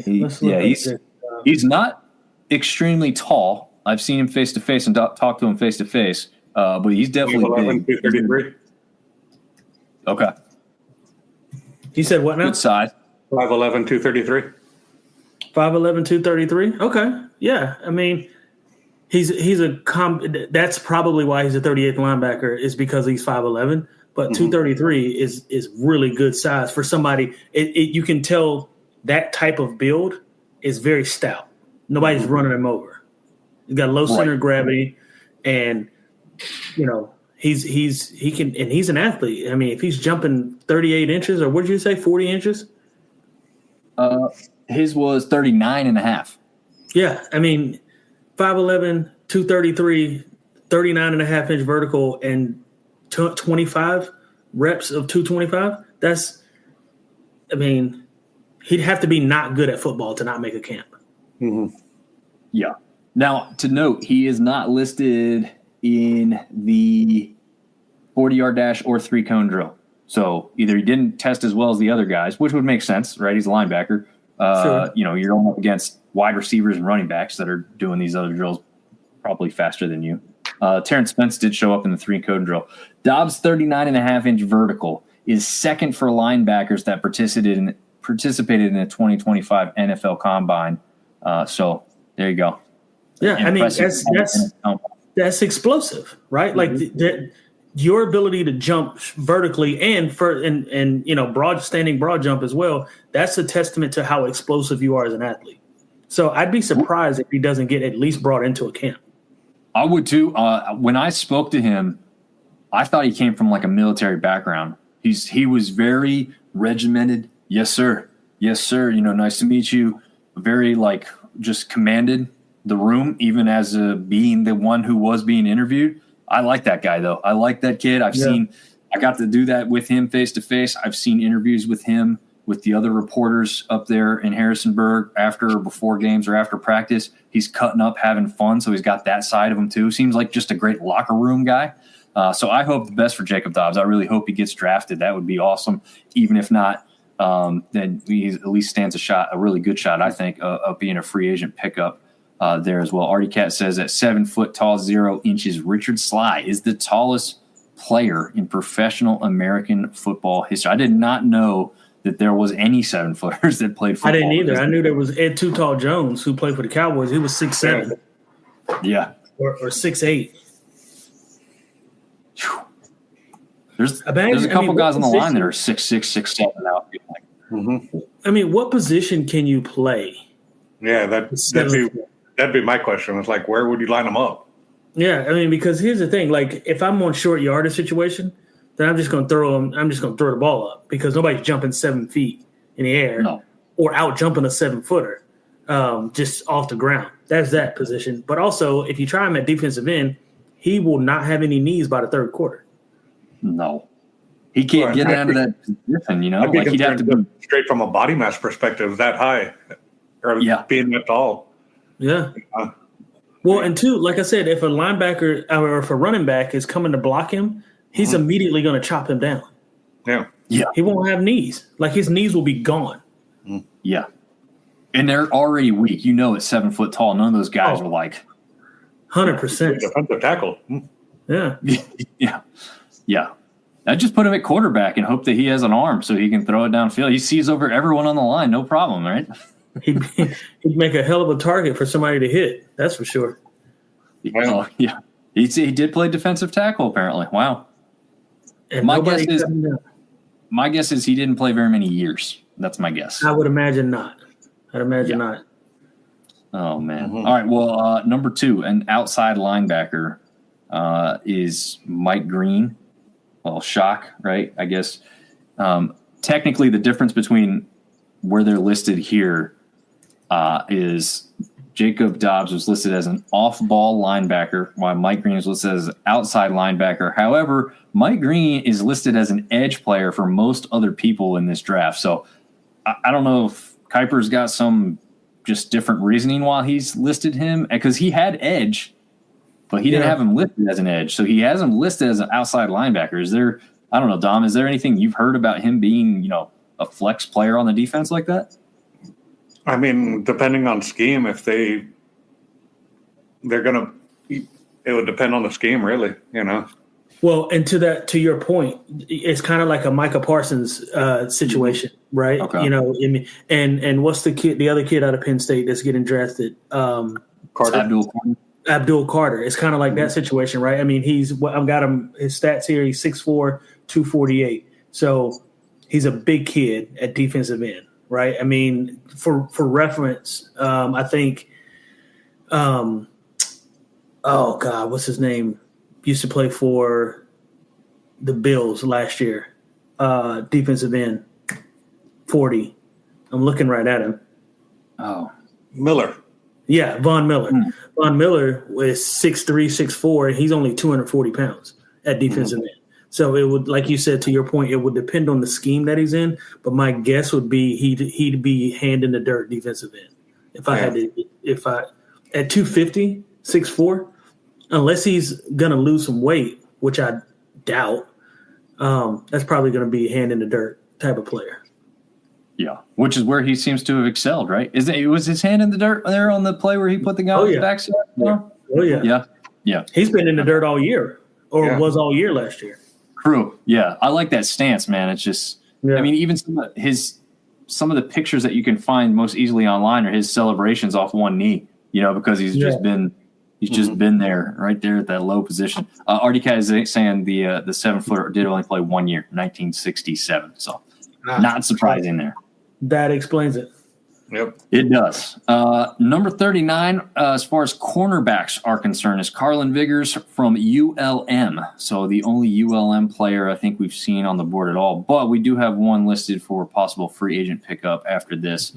We've talked a little bit about Terrence Spence. There he is, the number 60th rated cornerback, unfortunately, on Kuiper's big board. But again, those measurables may get him some looks.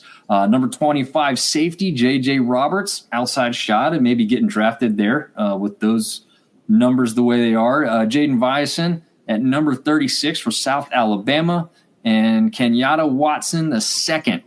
Number 48, as far as safeties are concerned, I believe Kenyatta was at Georgia State. There it is. Okay. So those are our most hopeful knock on wood, cross your fingers a little bit on a lot of that because of the numbers and how far down they do find themselves in those position groups. But again, that's just one person's opinion. Doesn't mean that's where everybody's got them. So we could see some movement there. Oh, so he's given us the tallest player. Now he's given us the shortest player who stood at just 5'1" tall, but that was back in 1929. So yeah, you're not going to see a 5'1" guy in the NFL anymore. You probably wouldn't make it through a game. Yeah, he's how tall is Kyler? Who? Kyler Murray. 5'10". Yeah. He's listed at 5'10". I bet he's like 5'9". Yeah, that's probably true. Because Russell Wilson's size. 11. Mm-hmm. Oh man. All right, so I didn't have some undrafted guys. Now, I'm not saying they will go undrafted, but I'm leaning towards they're not on Kuiper's big board. You maybe not have seen their name in as many lists, but some guys who put up some either impressive numbers or at the first name here, Caden Robinson coming off an injury. I think Caden Robinson would have stood a much better chance of getting drafted had he not ended the season on the injury list and been working back from that. So that's an unfortunate thing. But kind of as TJ alluded to a second ago, there are the people that think, maybe he kind of gets the position he wants by putting himself as an undrafted guy instead of getting a late round draft pick and gets to maybe play it for a team he'd rather play for type of situation. So We'll see how that works out. Mm-hmm. Running back, Amani Marshall. Dominic, any further notes you had on him? Just something you remember specifically or something that stood out when you saw him in person? I was just impressed with just his explosiveness. He had a good field vision and was able to just explode and find the right hole to just show out and show speed. Nice. I like it. Yeah, he's a big guy. I remember when TJ, I don't know if you saw this picture, when Marshall came onto the team a couple years ago, I guess it's 2 or 3 seasons ago now, he was pictured alongside of a lot of the guys on the offensive side of the ball, right? They went to the, was it Trash Can Falls? Is that what it's called, where all the players jump off the waterfall? I don't know if that was a ritual when you were in school, TJ, but I think that's something.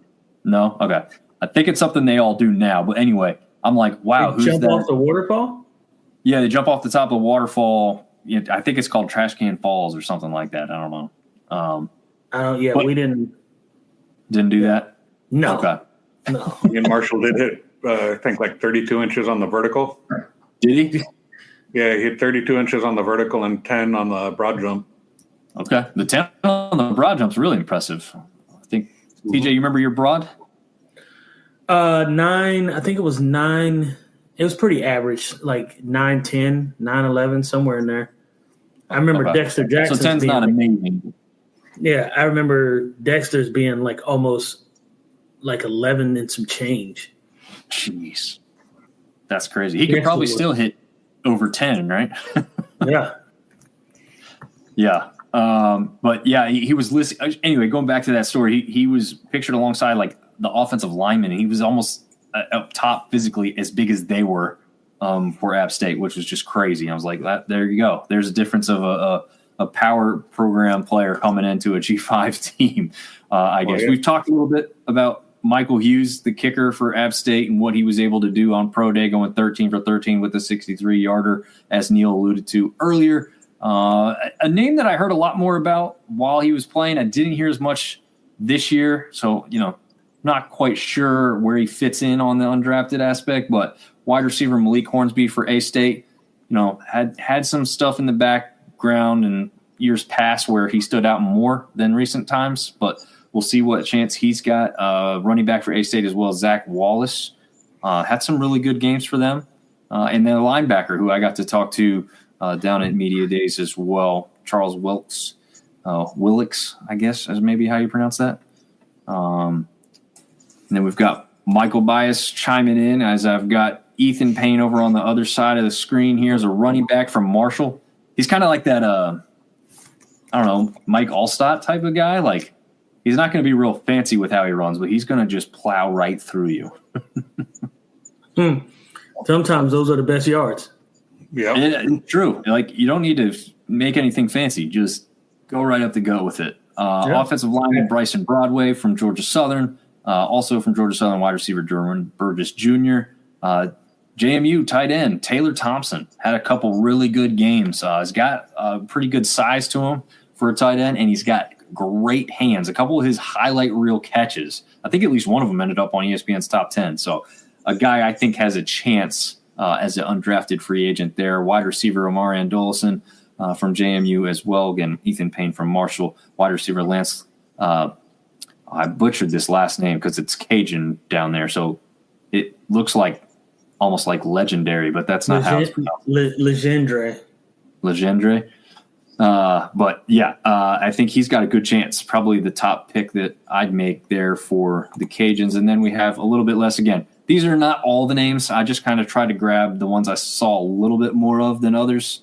But quarterback Chandler Fields, also from the Cajuns, maybe, possibly. Linebacker Brandon Jackson, Jeremiah Webb, wide receiver from South Alabama. Defensive lineman Maurice Strong Jr., linebacker Courtney McBride Jr., that was the one that Ben gave the shout out to earlier, also from A-State, and wide receiver Tyrone Howell from ULM.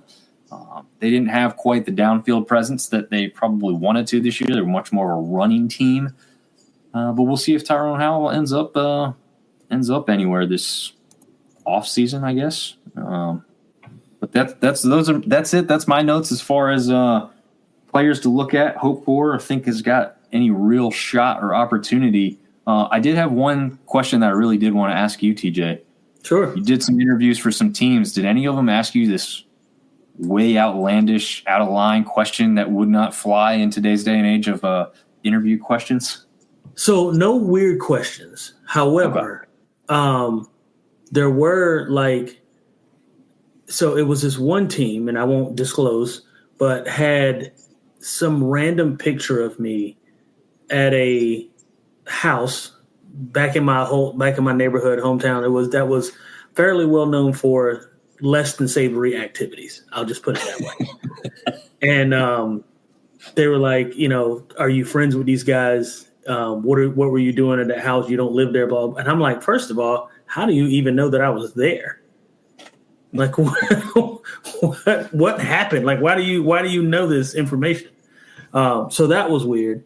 But nothing strange in the sense of, like, I know there's some instances. I know Des Bryant was asked a question about his mom and about, I don't know if it was drugs or something. I can't remember, but like there's been some outlandish questions that I've heard, but none were asked to me.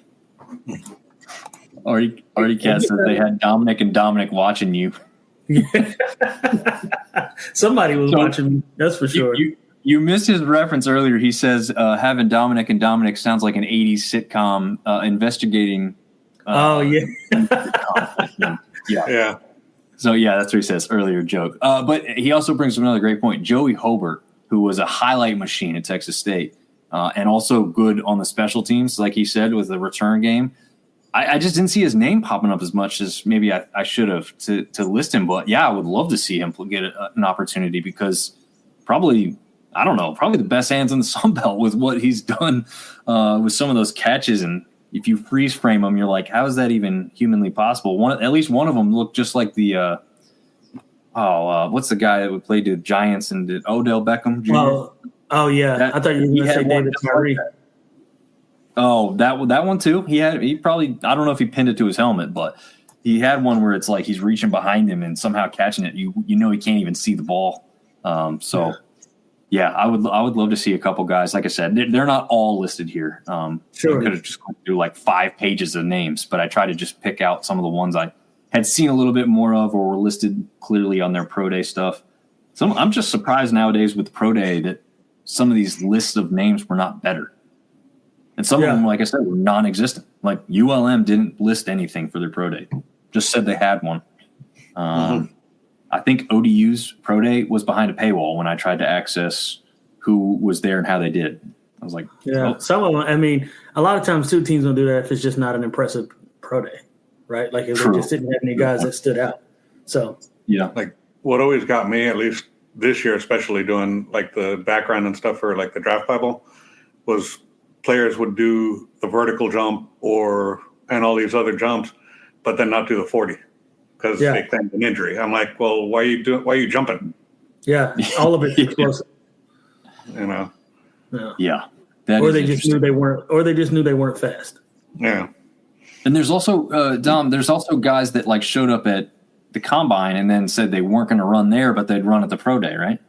So that's becoming a little bit more prevalent too, right? So, and the reason for that is just so you guys are aware. Guys get a lot heavier for the pro day because they do height and weight and all of that stuff there.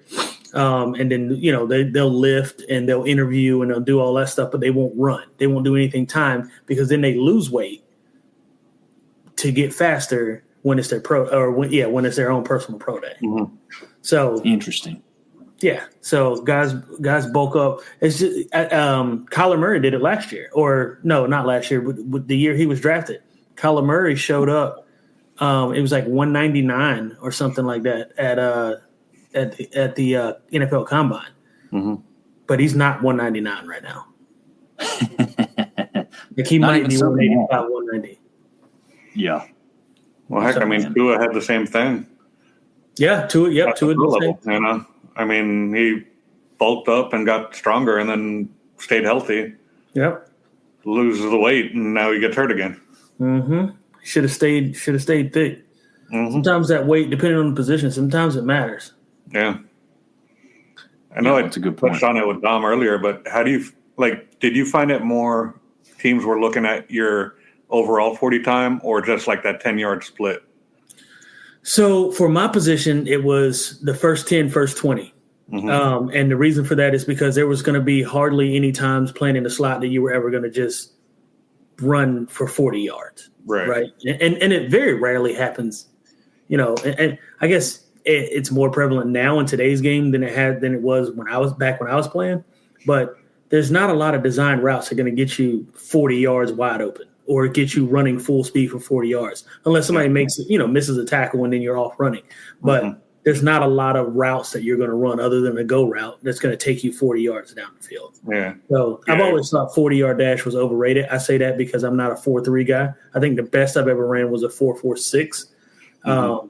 So, I'm not super fast. I'm also not slow, but I was never a blazing speed kind of guy. So if 40 never really mattered that much to me, I just knew that I one-on-one in open space, likelihood of you tackling me was pretty low. That's all I knew. Yeah, I touched on it being more that 10-yard split that people are looking at for explosive and everything. And it depends on the position that you play, because for sure defensive ends and for sure linebackers and tight ends and positions like that 10-yard split 100% matters. Even for offensive linemen, because you got to think about them getting out on screen passes and stuff like that. So for those kinds of positions, the 10-yard split, 20-yard split, like that matters more because that's what you're going to be doing the most of. But receivers, running backs, and sometimes even quarterbacks, DB, safeties, 40-yard dash, that matters. Yeah. Dominic, you want to answer this question for Artie here? Is the mental screening changed since the Hernandez incident among others? I'd say everything has changed, but teams are trying to do their best to it's two-sided because I feel like teams are trying to do their best to get every bit of information about the player. Yeah. But then the players know this too. Sure. Right. They're getting the coaching to answer questions correctly and maybe not flat out say things, but shade the truth a little bit. Oh, 100%. 100%. And these guys are coached on how to interview. Mm-hmm. Yeah, and it's interesting because DJ, I don't know, talk about how much did you get from App when you were going through the process compared to probably what they do nowadays, which is like have a whole class of this type of stuff. Maybe they did it back then too, but I mean, what kind of prep did you get from the school itself, or was it all just on you? It was all on me.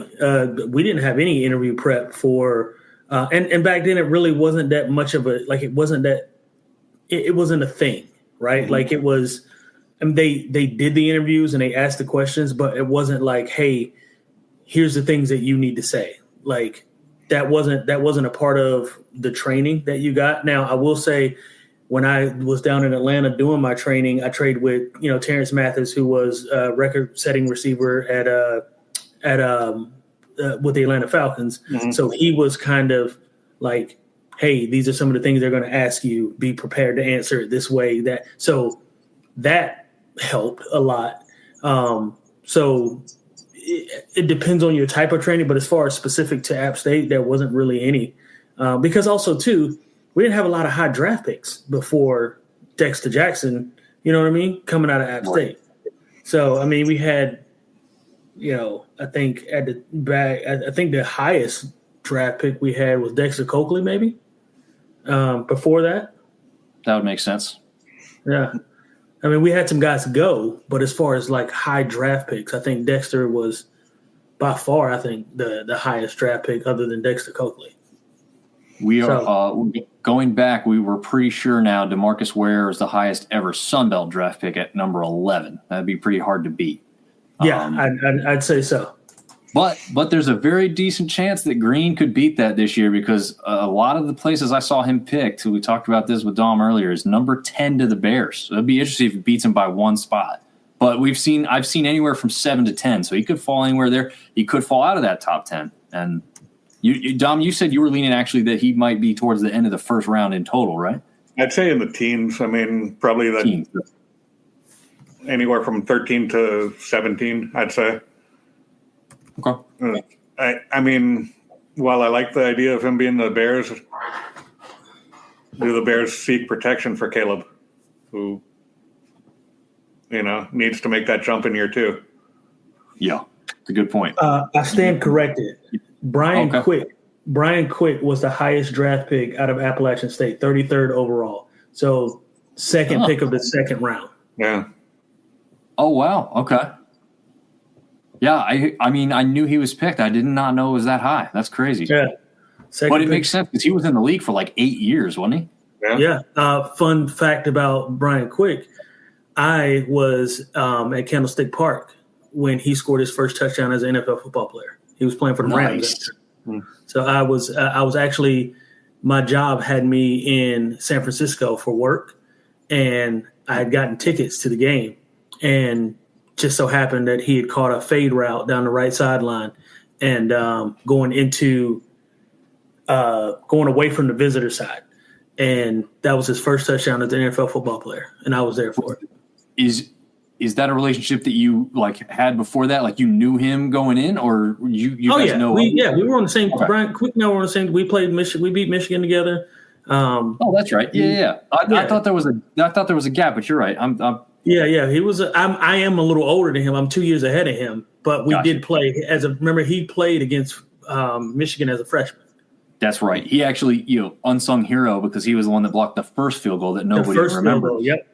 Yep. He made up for the drop touchdown pass. Remember? Yep. By blocking that field goal. Yeah. He was a freshman at the time, and I was a little. We'll still give him a little jab about that Montana grab he should have had, but that's fine. Yeah, it happens. It's snow. We talk a lot there on social media. He's nice. Where's he at these days? I think he's coming back to North Carolina, or excuse me, to South Carolina, but I'm not entirely sure. Okay. Very nice. Yeah. Nice. Artie's making a good point here. Seems it's a shame that these schools can't utilize their media students, former pro alums, etc. All players could benefit from something similar, even for job interviews. Yeah, I mean, 100%. They should. I'm of the opinion that not only at college but at the high school level, you should have like life classes, like teach these kids things. Like there are kids now that don't even understand how to write a check or what a checkbook is. Yeah, you don't need it as much these days, but there's still times where, you know, you have to pay by check for a couple things, or I don't know how you should do your own taxes or whatever. Yeah. Balanced checkbook, or even in today's day and age with the NIL, give them the financial like training to not go out and buy all like high priced shiny toys, you know? Yeah. Yeah, because like that's what Georgia and getting a Hellcat right away. It's Georgia. I swear to God, Georgia has the most Hellcats and Dodge Chargers I've ever seen in my entire life. Like every time you look up and it's in the news and somebody from Georgia got in a car accident, they were driving a Hellcat. Mm-hmm. It's like what is the Dodge dealership down there? Like what is it part of the campus? Like where the hell are y'all getting these vehicles from? Friends of the program. It has to be because like all of them have it.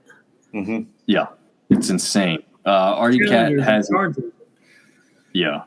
question for you, Dominic. He sees your background.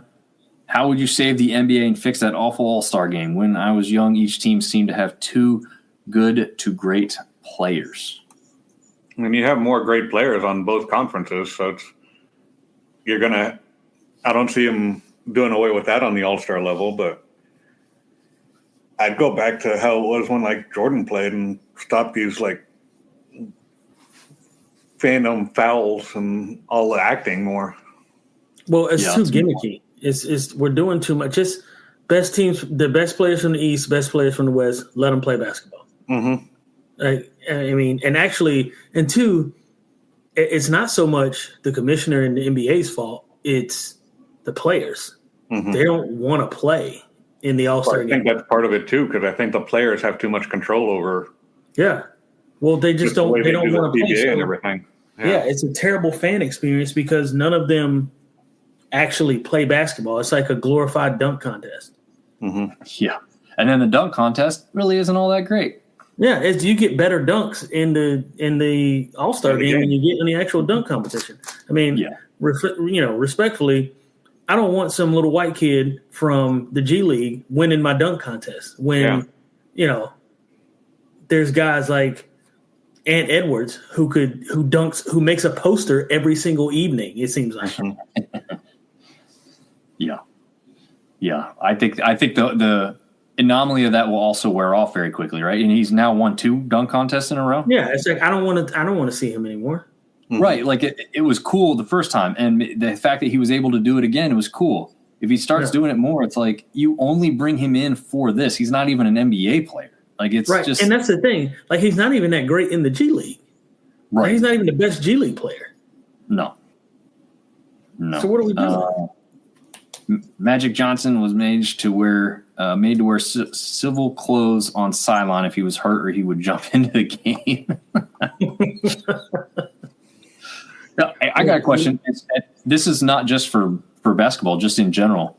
Would anybody be a fan of seeing keep your East and West throughout the regular season, have your 8 and your 8 or your 10 and your 10 as the NBA does now, but then just have it go like intermingle? Like these are pro sports. We don't need to save on travel for the playoffs. Like if the 2 best teams in the East all year or the 2 best records were in the East all year, why not have the two of them go battle for the championship? If all the West teams were 10 games further back or so, you know what I mean? And that's not how it would work out, right? It's a playoff. That's not what it means it would be in the end.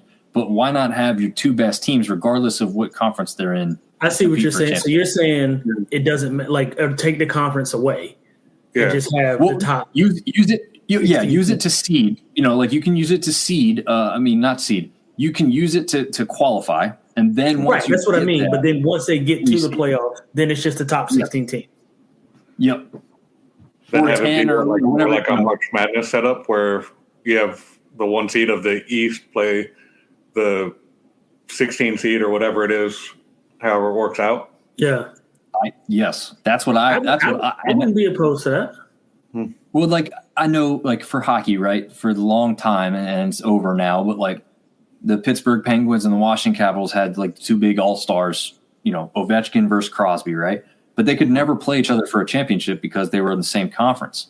So they'd go up against, some team in the West that everybody knew was going to get drubbed or thought was going to get drubbed. It's like, why are we doing this? Why not have the best two teams go for the championship? I understand back in the day, save on travel costs and making it easy on the media. Man, travel is so easy these days with everything that they have in hands. It just doesn't make sense to me. Just go full in and give us the best two teams, regardless of which conference they're in. These are all teams. Think about when Peyton Manning was playing for the Colts, and it used to be Manning and Brady, and it seemed like every single NFC championship. I wanted that to be the Super Bowl. That should have been the Super Bowl, because then Tom Brady gets the Super Bowl and he's slaughtering these other teams. It's like, guys, that should have been the Super Bowl. So instead he's playing, respectfully, Drew Brees, who's only won one Super Bowl. Mm-hmm. Yeah. Well, it's funny too, because this year we had the Chiefs and Eagles were all right, this is going to be a great Super Bowl, and then you had a crappy Super Bowl. So it's it doesn't always work out, even when you have a good team from the East and the West, or it's not necessarily East and West when it's NFL, right? Well, but but AFC, NFC is same concept. Yeah, exactly. But I just didn't know thoughts and feelings on that, because I know some people are I'm traditional, I don't want to mess with it, but I want to see the hell with tradition. Give us something crazy and more exciting, maybe. Just give me the best teams versus the best teams. If you're, if the Eagles are first, but also, Washington is second, then just line them up 1 and 2. Yeah. I'm down for it. Already also talking about load management when you guys were talking about NBA. I think, all sports also have that. I mean, I don't know how much the NBA has something like this or does something like this, but the NHL is going through this thing right now where they can hide a guy on long-term IR, even if he's been ready to play the last 2 months of the season, but keeping him off the books there protects their salary cap, but then they can unload him onto the roster when the playoffs start, because the salary cap isn't an issue at that point. So they're kind of circumventing the salary cap to get a roster that literally would not be able to be on the ice as a rostered team in the regular season because of the salary cap. They'd be over, but in the playoffs that goes away. So they're trying to rectify that. That's kind of, to me, a little bit similar of a situation with the NBA doing the load management and having players sit out when they don't necessarily have to.